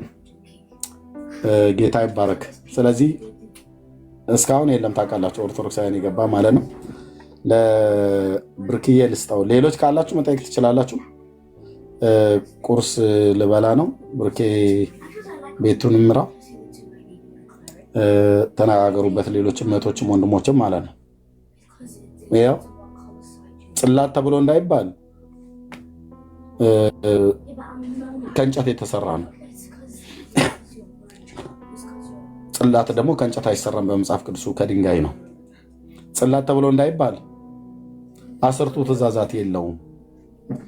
ጽላት ተብሎ የተጻፈው በ10ቱ ማን የተባለው በዘጸአት መጽሐፍ ምዕራፍ 32 34 ላይ የተጻፈው የእግዚአብሔር ቃል ኪዳኑ ታቦት ውስጥ የነበሩ 2 የድንጋይ ጽላቶች በጌታ እጅ ነው የተሰሩት። ሕጉም የተጻፈበት እላው ላይ በዕብራይስጥ ቋንቋ ነው። ምክንያቱም አንባቢዎቹ ዕብራውያን ስለሆኑ ማለት ነው። እና የለም ጽላትም እንዳንለው ሕግም አልተጻፈበትም። ጽላትም እንዳንለው ከድንጋይም አልተሰራም። የጌታ ጠረጴዛ ብለን እንዳንለው 4 እግር የለውም። ይህንን ማለት ነው። እንደዚሁም ታቦት ብለን እንዳንለው በ4 ሰው የሚሸከም 4 እግር ያለውም አይደለም። በዘጸአት መጽሐፍ ምዕራፍ 25 ቁጥር 10 ላይ በተጻፈው ማለት ነው። ስለዚህ በየትኛው መስፈርት ይሄ እዚህ ጋር በፒክቸር ላይ የምታዩት ከመጽሐፍ ቅዱሱ ታቦት ከመጽሐፍ ቅዱሱ ጽላት የጌታ ጠረጴዛ ተብሎ ከተባለው በአንደኛ ቆሮንቶስ መጽሐፍ ምዕራፍ 10 ላይ ካለው ጋር ምንም አይነት የመልክም የጠባይም የቁመናም የምንም ዝምድና የለው፣ ባዕድ ነው ማለት ነው። በመጽሐፍ ቅዱስ ስታየው ይሄ ነገር ባዕድ ነው። በመጽሐፍ ቅዱስ ሚዛን ስትመዝነው፣ በመጽሐፍ ቅዱስ መነጽር ስታየው ይሄ በፒክቸር ላይ የምታየው በሀገራችን ህዝባችን አልገባ አለች፣ አልሄድ አለች፣ ቆመች ምናምን። እኔ ትታችኋት እኮ ብያለሁ። እኔ ባለፈው የማርያም ታቦት አልገባ ብላ አለች አሉ፣ አልሄድ ብላ አለች፣ ቆመች፣ ተቆጥታ አሉ። ምንድነው ተቆጥታ? አንደኛው እንደውም ምን አለ፣ ጴንጤ ቸርች ጋር ስትደርስ ነው በጣም ብዙ ጊዜ ደግሞ አልሄድ ብላ የምትለው። ትታችኋት ነዋ። እዛው ቁጭ አርጋት መንገድ ላይ አስፓልት ላይ ትተመሄድ ነው። ራሷን ችላ ትምጣ። አንተ እመቤቴ እቅፍ ድግፍ አርጋ ታስገባኛለች ብለህ ትል የለ እንዴ? እሷ እቅፍ ድግፍ አርጋ ካስገባች አንተን ራሷን ደግሞ ማስገባት አያቀታትም። እና እዛው መንገድ ላይ ተዋቸው። ግን ይሄ ጉዳይ ምንድነው ኤርሚያስ ብለህ ብትለኝ እውነቱ ልንገርህ፣ አልሄድ አለች አልገባ አለች ተብሎ የሚባለው የሆነ ነገር እንዲታረድ ካህናቱ ሲፈልጉ ነው። ኬንቼ ቤንቼ እንድንበላ የተጠባበሰ ነገር እንደ ኦርቶዶክስ ቄስ እኮ ብልጥ የለም ብራዘር። እኛንን አሁን ያየ ፓስተር ወንጌላዊ ተባብለን ተጃጃልን። አየህ ፉዞ ነገር ሆንን።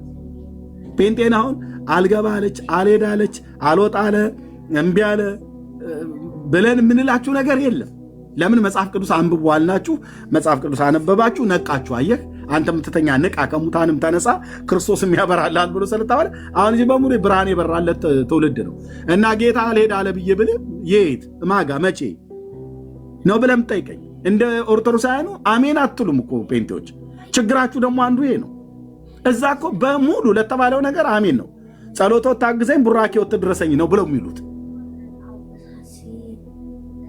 አሁን እኛ ምን አልወጣ ምን አልገባ ብሎ አለ እንበል ምንም አይ ጌታ ብሏል ብለህ ካል ከየቱ ጋር ያመጣው በየትኛው ክፍል የት መቼ ነው ደግሞ ከመቼ ጊዜ ይሄን እንደዚህ አይነት ነገር ብሂል ያመጣው ብለህ ትጠይቀኛል፣ ትከራከረኛል። ስለዚህ ጭጭ ብለን እንቀመጣለን ማለት ነው። በግ እንዲታረድልንም ብንፈልግ ወይ የአንድነት ጊዜ ነው በጥምቀትና በፋሲካ ማነው በገናና በፋሲካ ያው ቅርጫ ምናምን ነገር ሲመጣ ነው። የለም እኮ እኛ ጋር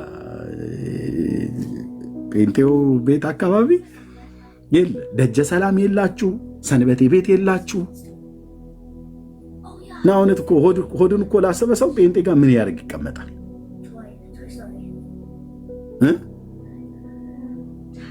እዛ ግን ብትሄድ ስንት ነገር እኮ ነው ያለው።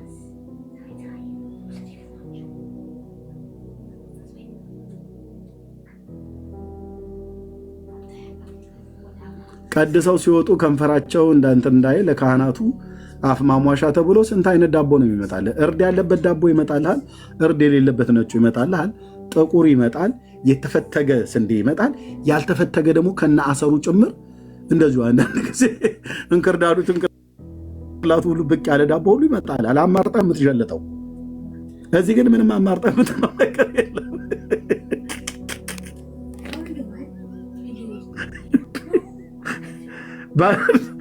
በአንድነት ጊዜ ገፋቢል መድኃኒዓለም ከረዳን አቦለድ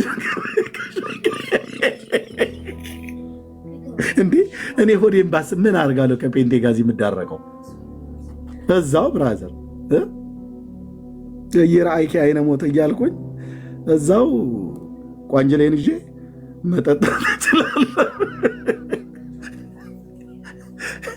መጠጣት እችላለሁ ማለት ነው። ደግሞ ጴንጤ ሆዱን ወዶ ሄደ ብለው ሲሉ ነው እኔ እኮ በጣም እንትን ደሜንም የሚያፈሉት ማለት ነው።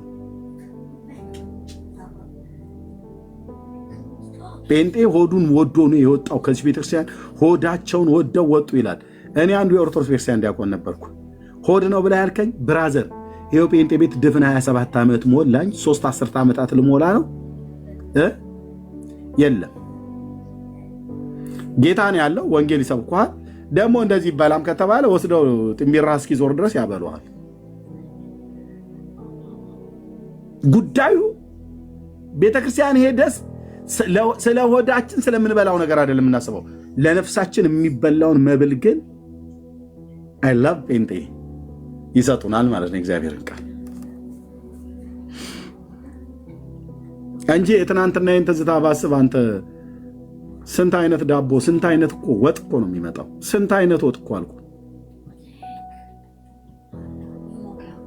የሴቱን ሁሉ ሙያ እኮ የምናጣራው እኛ ነበር። አይ እንትን የወለተ ስላሴ ጠላ ትንሽ ጉሽ በዝቶበታል።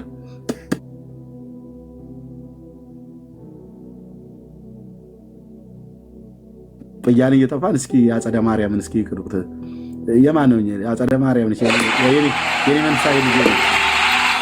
እውነት ወትን ነው። አዎ የእሳቸው ከዚህ ተዛ ይለውትም ለክርስትና የመጣው አዎ የእሳቸው ከሆነ ይቀዳልን ተብሎ ማለት ነው። ከጠላ ከአቂሚቲ ስንጀምር ነገሩ ጳጳሳቱ ጠላ አይጠጡ፣ የሚጠጡት ውስኪ ነው። ብላክ ሌብል፣ ሬድ ሌብል፣ ዋይት ሆርስ የሚባል ውስኪ የማውቀው እዛ ነው። ምን ልታረጋ ወክ ብለህ እንዳትለኝ። አባቶቼ ሲጠጡ እኔ ቀዳ ነበር። እንደሞ ምንም ያው ከጸበሉ ይደርሰኝ ነበር ለማለት ነው። እዚህ ግን ምን አላችሁ? ምንም ጆሊ ጁስ እንኳን የለም እኮ እና ሆዳቸውን ወደው ሄዱ ይሉናል። ኖ ስህተት ነው። ጴንጤ ሆዱን ወዶ የመጣ ጴንጤ ካለ ቢመጣ ምንም እዚህ የምታገኘው ነገር የለም። ያበለዋል። ጴንጤም ያበላ ነው። እውነት ለመናገር ላመነበት ነገር ያበላል። ለኃጢአት መደምሰሻ ለመንግስተ ሰማያት መውረሻ ያድርግልህ ብለህ በምትል ግጥምና ተረት በዚህ አያበላም። ግን ያበለዋል። ለመጽደቅ ብለው ሳይሆን ስለጸደቁ ያበለዋል። ይሰጣሉ፣ ያበላሉ፣ ይሰጣሉ። ይሄንን ያውቃለሁ። ግን እንደ ኦርቶዶክስ ሁሉ ቀን ስትሄድ እዛ በዘኬ እንከበብ እንደነበረ እዚህ ግን በአብ ወልድ ብስኩት ነው የምትከበበው። እሱንም በሳምንት አንድ ቀን ምናልባት በዚህ በውጭ ዓለም ላይ ስላለውን ያሁን ከቤተክርስቲያን ስንወጣ የሻይ ቡና ጊዜ አለ። ኢትዮጵያ ግን በየዕለቱ የለም። የሚመጣውም ህዝብ ብዙ ስለሆነ ማለት ነው። ግን የአንድነት ጊዜ እንደዚህ ምናምን ነገር ኢትዮጵያ ውስጥ አንዴ ብቻ ነው እኔ ቸርች ላይ ምግብ የበላሁትኝ። በጣም ትልቅ ምግብ የሚባለው አንዴ ይጎ ሲቲ ቸርች ላመልክ ሄጄ ወደዚህ ልመጣ አካባቢ ላይ ነው። ፓስተር ሞጋ ማለት ነው ወደ ኢንተርናሽናል ሆቴል ፊት ለፊት ላይ ያለው እዛ ላመልክ ሄጄ ጌታን ጉባኤው ካለቀ በኋላ በር ዝጉዋል። ማንም ሰው እንዳይወጣ በር ዝጉዋል እና በሩ በእውነት ተዘጋ። ምንድን ነው ምናምን ብለን ስንል ማንም ሰው እንዳይወጣ አለ። ምንድን ነው ብለን ስንል እያንዳንዱ ሰው ምሳ እዚህ ነው የሚበላው፣ እንዳትወጡ የምሳ ፕሮግራም አለ፣ የገባ እንዳይወጣ በር ዝጉ አሉ። ትእዛዝ ሰጠ። ተዘጋ። የዛን ቀን የነበረ ሰው ይኖር ይሆን? ከዛ በኋላም ተደጋግሞ ተደርጎ እንደሆነ አላቅም። የዛን ቀን እንደኔ የበላ ሰው ይኖራል እንዴ? እንዳለ ክትፎ በክትፎ ሆኖልህ አልኩ። ቢፌን የቀረበው ለመጀመሪያ ጊዜ እንደዛ አይነት ማዕድ ያየሁትኝ በጴንጤ ቸርች እዛ ነው። አይ ቲንክ ይመስለኛል። በኋላ ጭምጭምታ እንደሰማሁት አቶ የምሩ ነጋ የደንበል ህንፃ ባለቤት በጌታ አይደሉ? እሳቸው ናቸው ይህንን ምግብ ያዘጋጁት የሚል ነገር ጭምጭምታ ሰማሁ ማለት ነው። እና አሯሯጥኩታ ያንን ክትፎ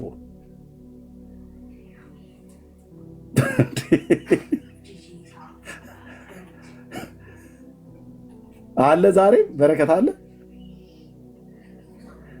አይ ታው ግድ የለም። ህዝቡ አባልነቱን ከሙሉ ወንጌል ከመሰረት ክርስቶስ አውጥቶ ወደዛ እንዳይሄድ የለም ነው ማለት ያለብህ አንተ እንዴ። እንደዛ ያደርጋል እህትየው አቶ የምሩ ናቸው ሲባል ሰማሁ ማለት ነው። እና ለመጀመሪያ ጊዜ የበላሁትኝ እንደዛ ነው ልፈልጌ ነው። ጴንጤ ታዲያ ምን ፈልጎ ነው የሚመጣው? ኢየሱስ ጌታ እንደሆነ የዘላለም ህይወት በስሙ በማመን የሚገኘውን ንስሐና የኃጢአት ይቅርታቸውን አግኝተው ከምድራዊ ከሆድ ነገር አልፎ ሰማያዊ ነገር ዘላለማዊ ነገር የፈለጉና ፈልገውም ደግሞ ጌታም ራሱ ያገኛቸው ከዓለም ርኩሰት በእግዚአብሔር ልጅ በኢየሱስ ክርስቶስ ደም ልብሳቸውን ያነጹ ቅዱሳን ለመሆን የተጠሩ የእግዚአብሔር ቤተሰብ ናቸው የተሰባሰቡት። ሰውነን መብላት እንፈልጋለን። በቃ ሰርተን እንበላለና እና ጴንጤ ሆዱን ወዶ ነው የሄደው ብለው ሲሉ ግን በጣም ያስቀኛል፣ በጣም ያስቀኛል። የትኛው ቤተክርስቲያን ነው መብል ያለው? ካቶሊክ ቤተክርስቲያን የምትሄድ እንደዚህ እንኳን እንደ ኦርቶዶክስ አይበላም። ኦርቶዶክስ ቤተክርስቲያን ሰንበቴ ማህበር አለ፣ እሱም ብታጣ ክርስትና አለ፣ እሱም ብታጣ ዘኪ አለ፣ የሙት ዓመት መታሰቢያ። ከሶስቱ አንዱ አታጣ።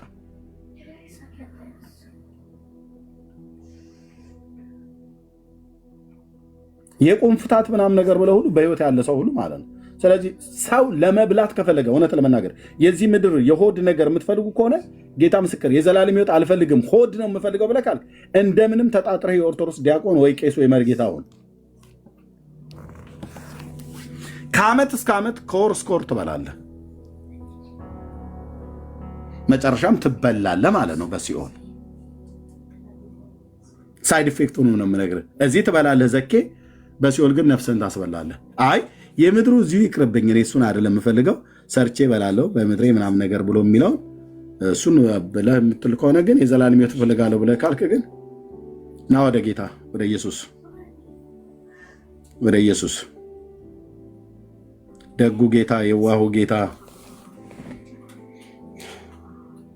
ዕለት ዕለት የሚሰብክ ዕለት ዕለት የሚሰበክበት ቤት የት ነው ብለህ ካልከኝ እኛ ጋር ወንጌላውያን አማኞች ጋር እንጂ ኦርቶዶክስ ጋር አይደለም። ኦርቶዶክስ ጋር ዕለት ዕለት ኢየሱስን አይሰበክም። ለምን? ዕለት ዕለት ወርሃዊ መታሰቢያቸው ተብሎ የተባሉ ቀኑን ኦክፓድ አድርገውት ሸንሽነው ለፍጡር ሰጥተው አርሴማ ነች፣ ማለተ ጊዮርጊስ ነች፣ አቡነ አረጋዊ ነው፣ አቡነ ጴጥሮስ ነው እየተባለ በሙሉ ተይዟል።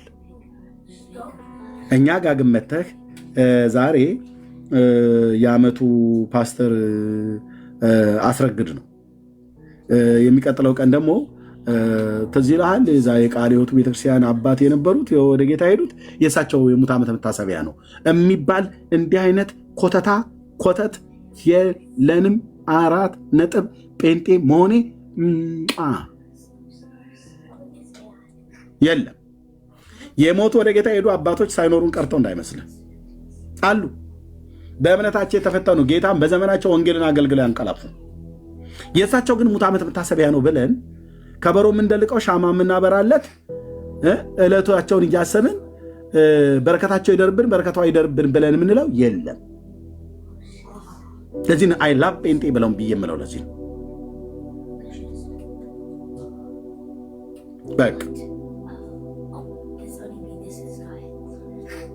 ለትውልድ አስተማሪ ከሆነ ያደረጉት መልካም ነገር በህይወት ዘመናቸው ያሉት በእምነት ተጋድሎ ያደረጉት ነገር ካለ በየስብከት መካከል ለምሳሌ አባባ ኬዳሞ እንደዚህ ተብለው ብለው ይሉ ነበረ እና በነበሩበት ዘመን አንድ ጊዜ ለስብከት ወደ ሽንሽቾ ሲሄዱ ተብሎ ይጠራል። የሚያውቀው ፓስተር ካለ ለምን ጠራቸው አይባልም።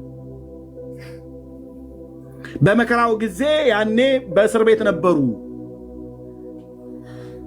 የመካነ ኢየሱስ ቤተክርስቲያን ቄስ የነበረው አውቃቸዋለሁ ብሎ ቤት ማን ነው ጥራ ያለህ አንልም። የተነሳበት ምክንያት ምንድነው? እኛን ቄስ ለመስበክ ተፈልጎ ሳይሆን እየሰበከ ስለ ጌታ ስለ ኢየሱስ ክርስቶስ በእምነት ጸንቶ ስለመቆም በአገልግሎት ታማኝ ስለመሆን በቅድስናና በጽድቅ ስለመኖር ጌታን ስለማክበር እንዲህ በሚነሳ ሰዓት ላይ አባቶችን እንደዛ ልናነሳ እንችላለን፣ እናቶቻችን ልናነሳ እንችላለን። ከዚህ ለዋል የሆኑ እናት የመሰለ ክርስቶስ እናት የነበሩ እኛ እናት በጣም የጸሎት ሰው ተባብለው በመድረክም ላይ ለቅዱሳን የሚታወቁ እናት ከሆኑ ይነገራል። ባናቃቸውም ግን ይነግሩናል። አንድ እናት ነበሩ፣ ይገርማቸዋል። ሐዋሳ መሰረት ክርስቶስ ቤተክርስቲያን ነበሩ ማቃቸው ብሎ ይላል። የአገልጋዩ ካወቃቸው ማለት ይችላል፣ መብቱ እንጂ ሐዋሳ መሰረት ክርስቶስ ቤተክርስቲያን የነበሩ እናት በእውነት ብራኪያቸው ትድረሰንና አይባልም። ዳርያዝ እንዲህ አይነት ኮተት የለም እኛ ጋር። ቡራኪያቸው ትድረሰንና ብለው ይላል። በረከታቸው እኛ ላይ ቱነ ምን በረከት አላቸው? ኦኬ በረከት ከሰው ፍለጋ የምትሄዱ በጎ ስጦታ ፍጹም በረከት ከብርሃናት አባት ከሰማያት ይወርዳሉ ነው ያለው እንጂ ከሆነች ሴትዮ ትቀበላለህ አላለህም። አቡነ እንትና ከሚባሉ ሰውዬ በረከታቸው ይደርብንና ብሎ ይላል። ምን በረከት አለው? ያ የአረብ ሽማግሌ አንተ ታቦት የምታወጣለት የምታስገባለት ኢትዮጵያዊስ ቢሆን ምን በረከት አለው? በረከታቸው ይደርብንና ይላል። እኔ ቅዱስ እግዚአብሔር አብ ሲባርክ በረከቱን እኔ ላይ ሊያሳድር ልጁን ወደዚህ ዓለም ላከው። ሃሌሉያ! ልጁን ወደዚህ ዓለም ላከው እያንዳንዳችሁን ከክፋታችሁ እየመለሰ ይባርካችሁ ዘንድ ብላቴናውን ላከው ይላል። ማ ቅዱስ አባት እግዚአብሔር አብ የጌታችን የኢየሱስ ክርስቶስ አምላክና አባት ማለት ነው። ላከው። ልጁን በመቀበሌ የእግዚአብሔር አብ በረከት በሌ ላይ እንደ ዝናብ ነው የወረደብኝ አልኩ እኮ። ኢየሱስ ሃሌሉያ! እንደ ዝናብ እኮ ነው የወረደብኝ ነው የምል። በክርስቶስ ቤተክርስቲያን በአካሉ ላይ የተቀባው የአብ ልጅ የቤተክርስቲያን ራስ ስለሆነ በእኔም በወንድሞቼም በእህቶቼ ሁሉ ባለ እንደ ዶፍ ዝናብ ነው የወረደብን በረከት። የበረከት ሁሉ ቁንጮ የተቀባውን የአብ ልጅ ኢየሱስን ማወቅ ነው። ታንኪዩ ሎርድ የኔ አባት፣ ታንኪዩ መንፈስ ቅዱስ። ኦ ሃሌሉያ! እና ሌላ በረከት ፍለጋ ሌላ የሆነች አሮጊት ጋር ሽማግሌ ጋር ቅልውጥ አልሄድም። ይኸው ነው መልእክቱ። ቅዱስ አባት እግዚአብሔር በልጄ ልባርክ ብሎ መተኪያ የሌለውን ቀዳሚ ተከታይ የሌለውን አንድ ልጁን ሰጠኝ። ልጁን ተቀበልኩ። በነፍስ በመንፈስ በስጋ ነው የተባረኩትኝ። ኢየሱሴ ስም ይባረክ የኔ አባት ሃሌሉያ ለዘላለም ስም ይባረክ። ውስጤ ነደደ በጌታ በኢየሱስ ጌታዬ ለዘላለም ስም ይባረክ፣ ለዘላለም ስም ይባረክ የኔ አባት። ቅዱስ ስምህን ስጠራው እንደዚህ ውስጤ ይቃጠላል በመንፈስ። ጌታዬ ለዘላለም ስም ይባረክ አባዬ። ቴንኪዩ ቴንኪዩ። በስፍራዎች ሁሉ ጭምር የምንጠራ በረከታችን ከአብ ዘንድ የተሰጠህን ከሰማያት የወረድክ በጎ ስጦታ ፍጹም በረከት ከብርሃናት አባት ናቸው ከሰማይ ነው አለን ያዕቆብ ሲጽፍ በመልእክቱ ላይ። በቃ ላከው እግዚአብሔር ልጁን ላከው። የኔ ውድ የኔ ጌታ የኔ ትሁት ኢየሱስ ክርስቶስ ለዘላለም ስም ይባረክ። የነፍሴ የቤቴ የህይወቴ የዘሬ ትውልዴ ልጆቼ ሚስቴ የኔ የወገኖቼ የወንጌላውያን አማኞች ከአብ ዘንድ የተቀበልንህ የተሰጠህን የዘላለም ስጦታችን ስም ይባረክ፣ ስም ይባረክ አባዬ፣ ስም ይባረክ ጌታዬ፣ ስም ይባረክ። ውስጤ በጣም ነደደብኝ ወንድሞች ናቶች፣ ስም ይባረክ። ይህንን አግኝተን ይህንን በረከት አግኝተን ሌላ ጋር በረከት ፍለጋ መሄድ እኛ ጋር ቅሉጥ ነው፣ ቅሉጥ ነው። በጣም በእውነት መንፈሴ በጣም ነው የሚበሳጨው አልኩ። ሌላ ጋ መሲ ስትሄድ አሁን ያምራል በኛ። ሌላ ጋ ቤካ ሲሄድ፣ ሌላ ጋ መቅዲ ስትሄድ፣ ሌላ ጋ ወንድሜ አብይ ሲሄድ፣ ቤካ ሲሄድ፣ ቢኒ ብሄድ፣ አሁን ወንጌላውያን አማኞች እኛ አሁን ኢየሱስን ትተን የኔ አባት ኢየሱስን ትተን ከሌላ ቦታ መድኃኒት፣ ከሌላ ቦታ በረከት ፍለጋ፣ ከሌላ ቦታ ፈውስ ፍለጋ፣ ከሌላ ቦታ በፍጹም ለኛ የዘላለም ስጦታችን በልተኑ ማንጨርሰው የህይወት እንጀራ በጠጥተኑ ማያልቅብን የህይወት ምንጯ በሆዳችን የፈለቀ የእግዚአብሔር መንፈስ ለዘላለም ስም ይባረክ። የኔ አባት ለዘላለም ስም ይባረክ፣ ለዘላለም ስም ይባረክ አባዬ፣ ለዘላለም ስም ይባረክ፣ ለዘላለም ስም ይባረክ። ውስጤ ነው ፈንቅሎኝ የሚወጣ አልኩ። ኢየሱስ ብዬ ስጮህ ከራሴ ዝም ብዬ አስቤ የምጮህ አይደለም። ቴንኪው ሎርድ የኔ አባት፣ ቴንኪው አባዬ፣ ቴንኪው አባዬ።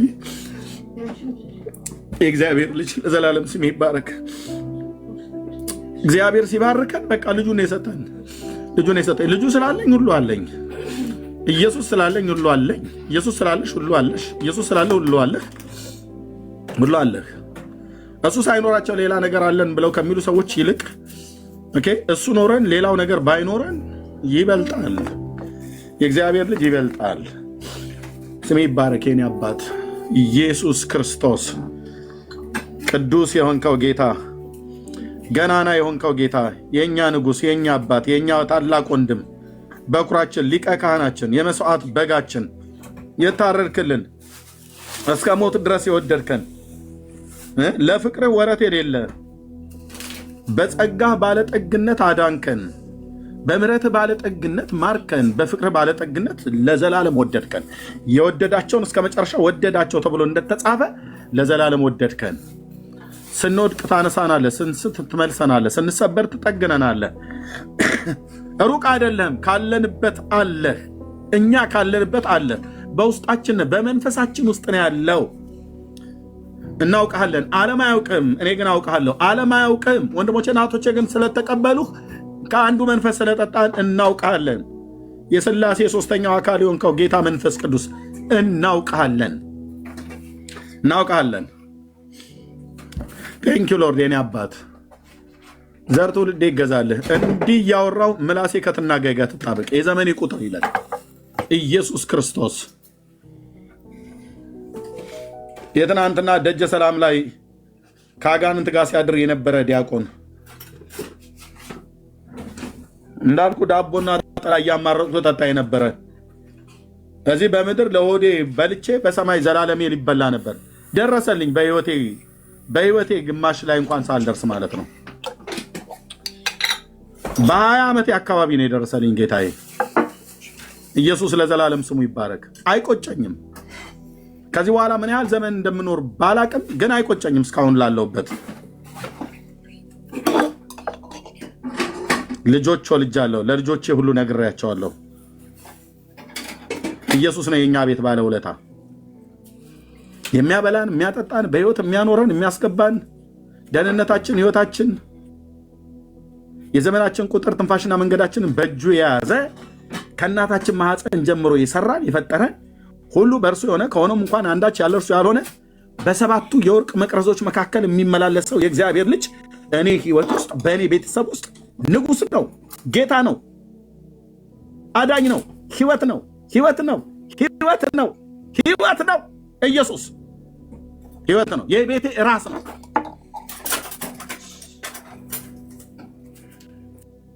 ባረክ የወንድሞቼ እዚህ ያላችሁ እህቶች ወንድሞቼ፣ ህይወት እኮ ነው። ኢየሱስ ህይወት ነው።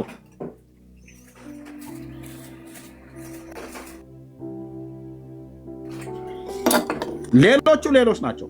ኢየሱስ ግን ህይወት ነው።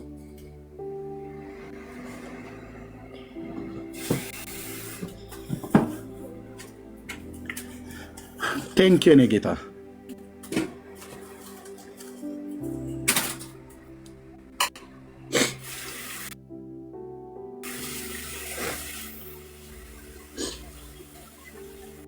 ነቅቶ ስሙን ስጠራው እዛው ባልጋይ ላይ ተኝቼ ስሙን ስጠራው የደስታ እንባ ሳነባ ከዓይኖቼ የሚፈስ እንባ በጆሮዬ ውስጥ በግራና በቀኝ እየገባ ሁሌ በመንፈሴ እየተቃጠልኩኝ ደስ ይለኛል። ቅዱስ ስሙን ስጠራው፣ ገናና ስሙን ስጠራው፣ ኃያል ስሙን ስጠራው፣ የተፈራን የተመሰገነ ስሙን ስጠራው፣ መላእክት ፍጥረታት ሁሉ ጭምር ሳይቀር ወድቀው የሚሰግዱለትን ቅዱስ ስሙን በመልአኩ እንደተባለ ስሙንም ኢየሱስ ትየዋለች ተብሎ እንደተባለ ስጠራው አልጋዬ ላይ ተኝቼ በውድቅት ሌሊት ነቅቼ ለጸሎት እንኳን ለመንቃት እንኳን ከደከመኝ እዛው ሆኜ አባ እያልኩት ስሙን ስጠራው እምባዬ ፈሶ ጆሮዬ ውስጥ ይገባል። በግራ በቀኝ በጀርባዬ ተንጋልዬ ተኝቼ ማለት ነው። የዘላለም ስጦታዬ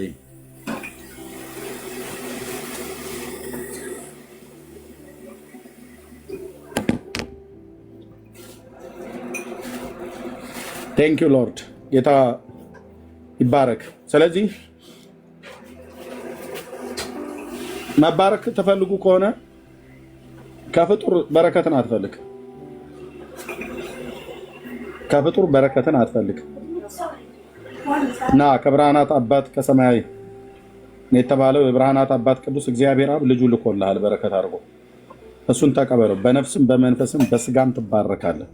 ኢየሱስ ማለት የነፍስ የመንፈስ የስጋም በረከት ነው። ሁለንተናዊ በረከት ለማግኘት ከፈለክ ጌታን እመን፣ በጌታ ኑር። ሰው ውጫዊ ነገር በውጫዊ ነገር ተባርኮ መኪና ቤት እየነዳ ውስጡ ግን እኮ የተረበሸ ነው። ሰላም የለውም፣ እረፍት የለውም፣ ደስታ የለውም፣ መረጋጋት አይሰማውም። ኬት ያመጣዋል? የሰበሰበው ገንዘብ፣ የገዛው መኪና፣ የገዛበት ቤት፣ ነገ ሬሳው የሚወጣበት ቤት፣ እሱ ሁሉ ይህንን ሁሉ ሊሰጠው አይችሉም። እነዚህ ነገሮች በምድር ስንኖር ያስፈልጋሉ። ግን የደስታችን ምንጮች አይደሉም። የደስታችን ምንጭ፣ የሰላማችን ምንጭ፣ ሰላሜን እተውላችኋለሁ ሰላሜን እሰጣችኋለሁ ብሎ ያለው ጌታ ኢየሱስ ክርስቶስ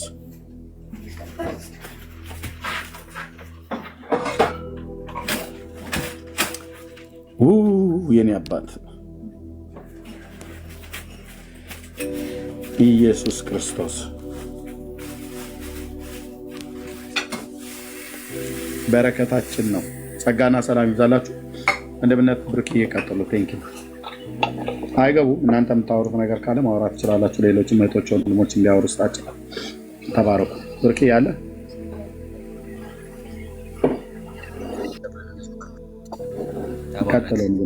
አሜን። ተባረክ ይርሜ። እንግዲህ የተነካ እንዲህ ነው የሚሆነው። ኢየሱስን ያገኘ እንዲህ ነው የሚሆነው። በቃ ኢየሱስን የሚያውቅ እንዲህ ይሆናል። ተባረክ። ሰላም ብያለሁ ክርስቲያን ወንድሞች ሁላችሁንም ከእግዚአብሔር ከአባታችን ከጌታ ኢየሱስ ክርስቶስ ጸጋና ሰላም ከሁላችሁ ጋር ይሁን። ስላገኘኋችሁ ደስ ብሎኛል። ተባረኩ። ኦርቶዶክሳውያን ቁጥር ጻፉልን። እሺ፣ ቁጥር ጽፉልን እናስገባችኋለን። ቁጥር ጻፉልን። እሺ፣ በዚህ በርዕሱ መወያየት ማውራት በተፈልጉ ሰዎች ቁጥር ጻፉልን እናስገባችኋለን። ሰላም በሉ። እሺ ሰላም ያላላችሁ ቅድም ምድል ያላገኛችሁ ሰላም በሉ። ከዛ ሀሳብ ማንሳት ትችላላችሁ ከቤካ ጀምሮ። ምናልባት ግን ሞገስ የሚቸኩል ከሆነ ቅድሚያ እንስተውና ቁጥር ጽፎ ስለገባ ከዛ እኛ ስለምንቆይ እንትን እንላለን።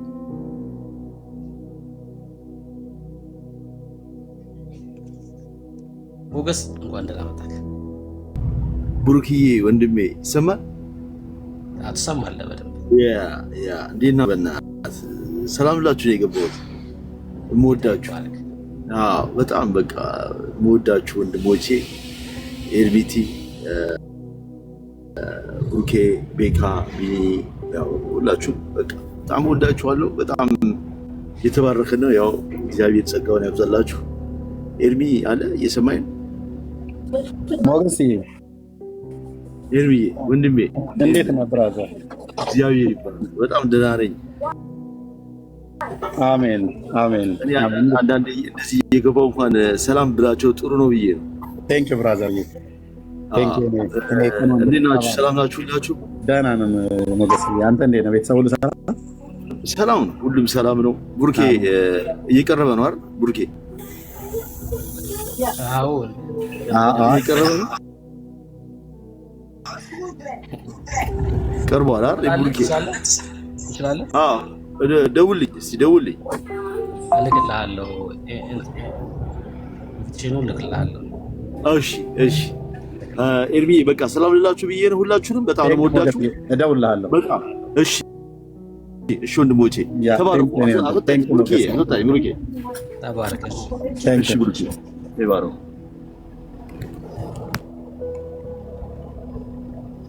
እሺ እንቀጥላለን። ቤካ አለክ? ኦርቶዶክሳውያን ግቡ። እሺ ግቡ ኦርቶዶክሳውያን። በተነሳው ርዕስ ላይ ማውራት መወያየት ትችላላችሁ፣ መልስ ካላችሁ ማለት ነው። ካሉንም ደግሞ ለምን እንደምንቃወም ደግሞ መጠየቅም ትችላላችሁ። እናንተ መልስ ከሌላችሁ በእምነታችሁ ወይ ደግሞ በተቀበላችሁት ነገር ላይ መጽሐፍ ቅዱሳዊ ማስረጃ ማቅረብ የማትችሉ ከሆነ እኛ ለምን እንደምንቃወም በመጽሐፍ ቅዱስ ደግሞ እኛ እየጠቀስን ልናሳያችሁ እንችላለን። ይሄኛውም አማራጭ ይቻላል ማለት ነው እና ቁጥር ጽፋችሁ ግቡ። ቤካ ካለክ ከአንተን ጀምር።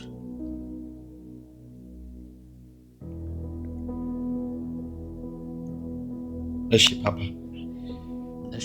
ሁላችሁም ሰላም ብያለሁ። ቅዱስ ኤርሚዬ፣ ቅዱስ ቢኒ እንደ ቅዱስ ሰቢ፣ ቅድስት መግድዬ እንደ ቅድስት ሜርሲ እንደ ቅዱስ ብሩኬ፣ ቅዱሳን ሁላችሁንም ከእግዚአብሔር ከአባታችን ከጌታም ከኢየሱስ ክርስቶስ ጸጋና ሰላም ለእናንተ ይሁን። ወዳችኋለሁ። ውድድድድድ ነው ማድረጋችሁ። ጸጋ ይብዛላችሁ።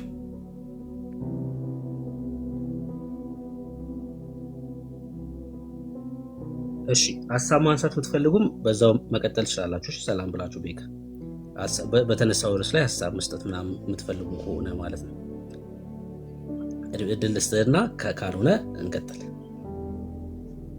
ፓፓይ እኔ እኮ ረዥም ሰዓት ቤት ያገለግልኩኝ 2 ሰዓት ኦልሞስት 4 ሰዓት ምናምን ደከመኝ እኮ።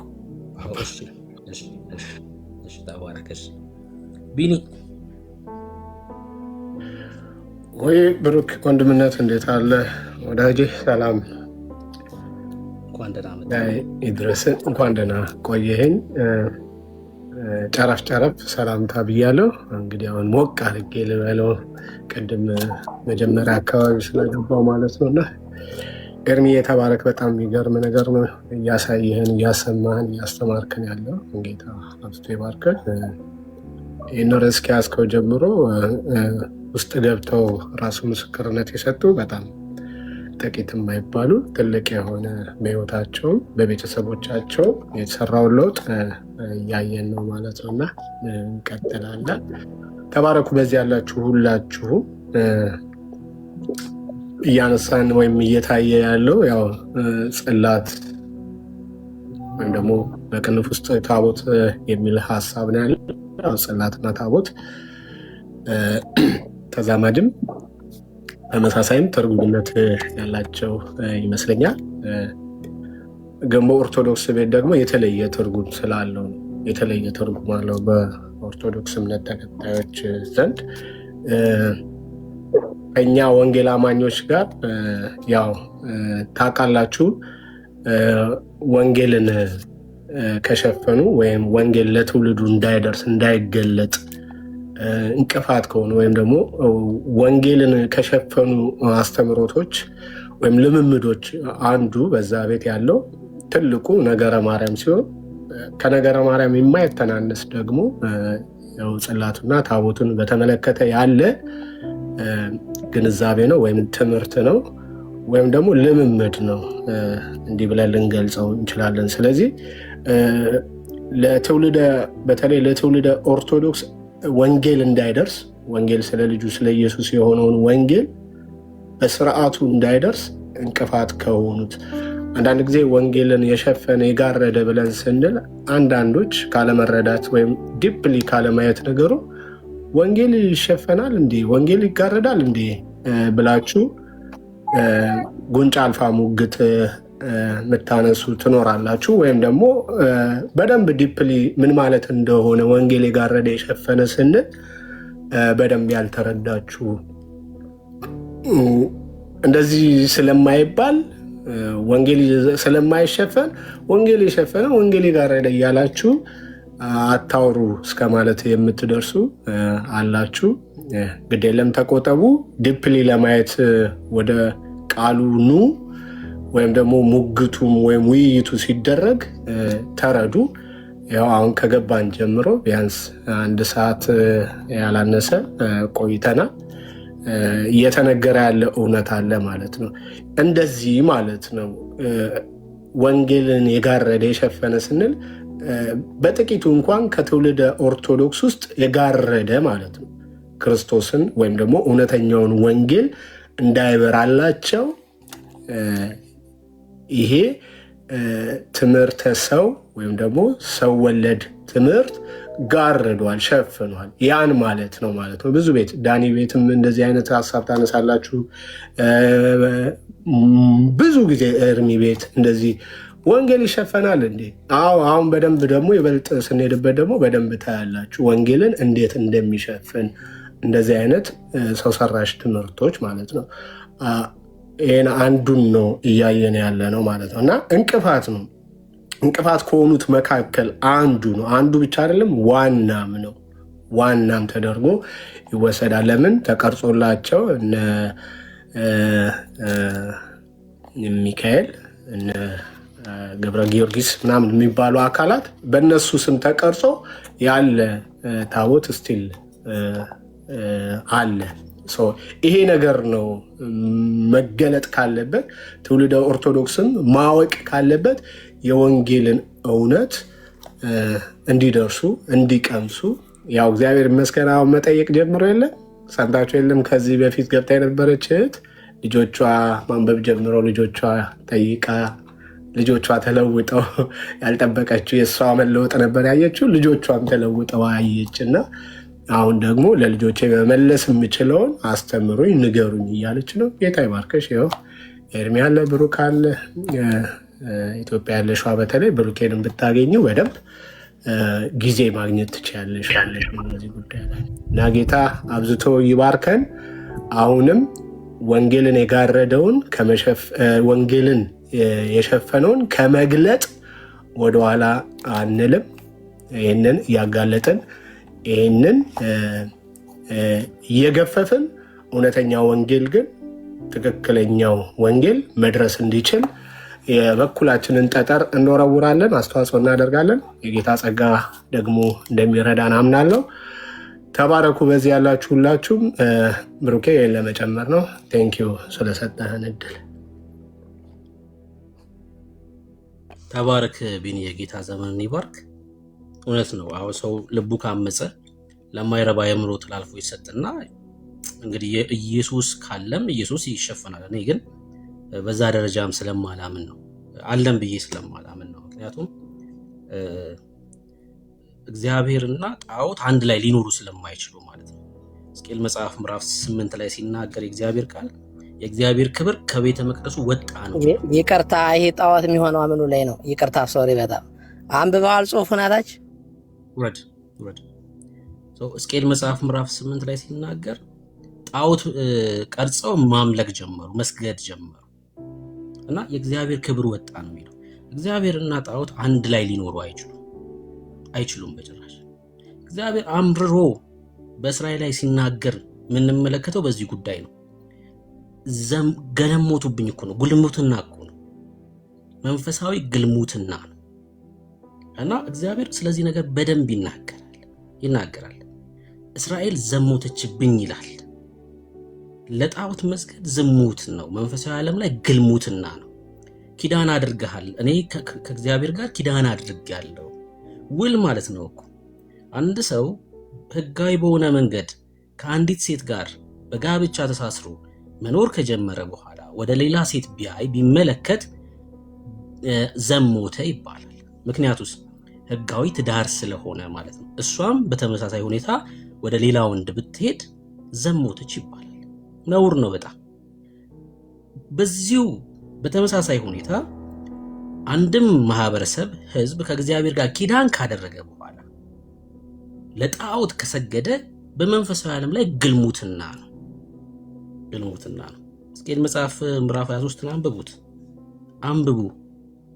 ኦሖሊባና ኦሖላ የተባሉ ሁለቱ እነዛ እንደዘሞቱ ይናገራል።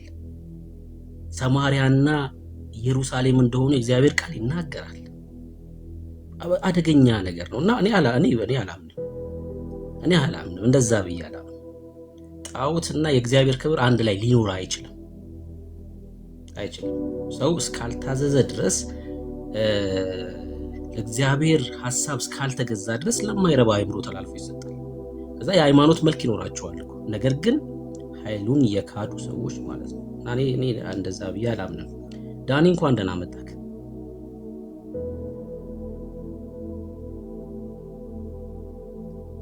እንደና ቆያችሁ። ሰላም ናችሁ? እግዚአብሔር ይመስገን። ከየት ቤተ እምነት ነው?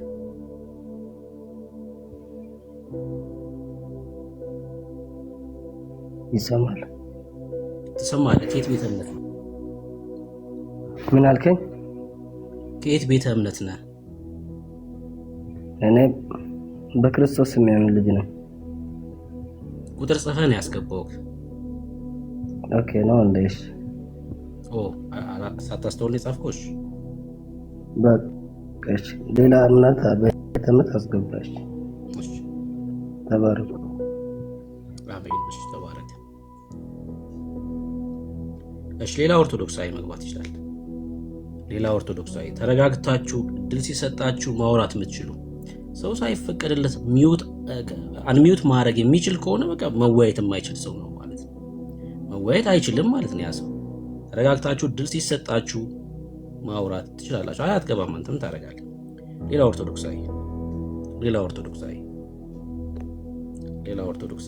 ኦርቶዶክሳዊ መግባት የሚችል በስርዓት ተደማምጦ ማውራት የሚችል ስትገባ ከኛ ለመማር እና አንተ ደግሞ ያለህን እውነት እኛ ከአንተ ልንቀበል እስካልሆነ ድረስ ትርጉም አልባ ነው። እሺ ትርጉም አልባ ነው የሚሆነው።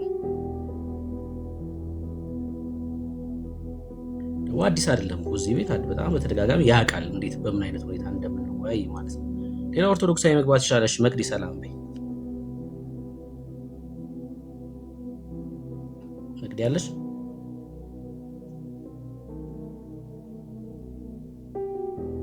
እሺ መሲ ወይ ወንድምነት አለው። ቅድም ያሳየሻቸው ሰውዬ ማን ናቸው? አላውቃቸውም። እሺ ሰላም በይ። በኋላ ግን ድጋሜ ማየት ፈልጋለሁ። ማን ናቸው እሳቸው? ይጠራልና አርሴማ መሰሉኝ። ቆይ እስቲ እናያቸዋለን፣ በደንብ እንመረምራቸዋለን። ወንድምነት ሰላም በይ። አፍንጫቸው መስቀል ነገር ነውና አንገታቸው ላይ መስቀል ነው። ብቻ እናያቸዋለን። እኔ ያው ሰላም ብያለሁ። ሬዲ እዚህ ሳወራ ነበረና ኦርቶዶክስ እህት ወንድሞች ካላችሁ ግቡ፣ ገስት ላኩልን ወይ ቁርጥ ጻፉ ከታች። ማን ያስገባው? እኔ እኮ ብሎክ ላደረገው ነበር። በስነ ስርዓት የምታወራ ከሆነ አውራ ከብሎክ ጋር፣ ካልሆነ ግን ቤቱ ስርዓት አለው። ብሎክ አደርጋለሁ ማለት ነው። ደግመህ እዚህ ቤት እንዳገባ ወንድምነት። ብሎኩ ይቅር፣ ችግር የለውም። ብሎኩ ይቅር። ምክንያቱም አንድ ቀን ያው ብሎክ ሆነ ይጨቃጨቃል፣ ዝም ብሎ ኝኝኝኝ ይላል። በቃ በስማ ያስጠላል። ድምፁ ራሱ ይረብሸናል። በቃ በስነ ስርዓት ካወራ ያወራል። ብሎኩ ይቅር። ምክንያቱም የሆነ ቀን ጌታን ሊያገኝ ይችላል። አሁን ያለበትን የስተት ትምህርት ሊረዳ ይችላል። ሚዩት ምናምን ችግር የለውም። ብሎክ ካደረግነው ግን አይሰማንም ማለት ነው። መቼም ስለማይሰማን ያለበትን ቦታ ሊረዳ ስለሚችል ብሎኩ ይቅር። እሺ ህይወት። አቤት አቤት፣ እናንተ እኮ አሁን ፓወር እያረጋችሁ ነው፣ በተጽዕኖ እያረጋችሁ ነው፣ እንዳናወራ እየከላከላችሁ አስረዱን ብላችሁ እንዴት አድርገን እናስረዳችሁ? እሺ ዳገባ ነው። ምንድነው መሰለ እንደገባክ ነው አንሚዩት አድርገህ የምታወራው። ሰው እድል ሲሰጠው ምናምን ነው የሚያወራው እና ሰው እያወራ አንሚዩት አድርገህ ታወራለህ። እሱ ልክ አይደለም። ከዚህ ቤት ፓወር አለ። ፓወር ስልህ እኔ ብቻ የኛ ብቻ ይሰማ ነው የሚል ከዚህ ቤት ሌላ ፕሮቴስታንት አሉ። በጣም አዳምጠውኝ በጣም ሰምተው ተዋይተን ከዚህ ግን እናንተ ማሸነፍ ብቻ እንጂ ራሱ ሐሳቡን የሌላውን ሐሳብ መቀበል አትችሉም። ለምን እንደሆነ አይገባኝም። አንደኛ ሐሳብ መቀበል ማለት የዛን ሰው ማዳመጥ ጆሮ ሊኖራችሁ ይገባል። ጆሮ ከሌለ ደግሞ ሰው ሰሚነት የለም ማለት ነው። ጆሮ አዳማጭ ጠቢብ ይባላል። አዳማጭ ሰው ጥበብ ይላል ሰለሞን። ጠቢብ ሰለሞን ያዳምጥ ሰው ጥበበስ ያደርጋል ይላል። እና ዝም ብሎ ከመናገር ሁሌ መናገሩ ምንም ቫልዩ የለውም ብዬ ነው። አዝላይ ደግሞ ምንም አሁን ያመጣችሁት ነገር ምንም ነገር እንደሌለ ነው የሚያሳየኝ። አብ ወልድ መንፈስ ቅዱስ የሚል የእግዚአብሔር ስም ነው ያለበት። እሱ ቅርጹም ራሱ የተሰራ ሶስቱ ስላሶች የተቀረጹት ናቸው እሱ ያሉ። ስለዚህ ምኑ ነው ጥፋቱ? ለእግዚአብሔር መስገዱ ነው እሱ ላይ ጥፋቱ? አብ ወልድ መንፈስ ቅዱስ ምን ማለት ነው ባንተ ቤት? እሺ አይ መጠየቅ ሳይሆን ትጠየቅና አዎ ያንተ ኢየሱስ ብቻ አላመጣይቀው። አሁን ልጅ ሰስናችሁ ግን እናንተ ይቅርታ ግን ችግር ምንድነው? ትልቁ ችግር ምንድነው? መስማት የሚችል ሰው ጠቢብ ነው። እናንተ መስማት አትችሉም። የማይሰማ ሰው አልክና ራስ መስማት ማትችል ሰው ነካ። ትልቁ ችግር እሱ ነው። ትልቁ ችግር እሱ ነው። አሁን ያው ሰምቻለሁኝ፣ እንጠይቃለን፣ ትመልሳለህ። መጽሐፍ ቅዱሳዊ መልስ ማለት ነው። ታቦት ነው ያላችሁ፣ ጽላት ነው ያላችሁ እናንተ?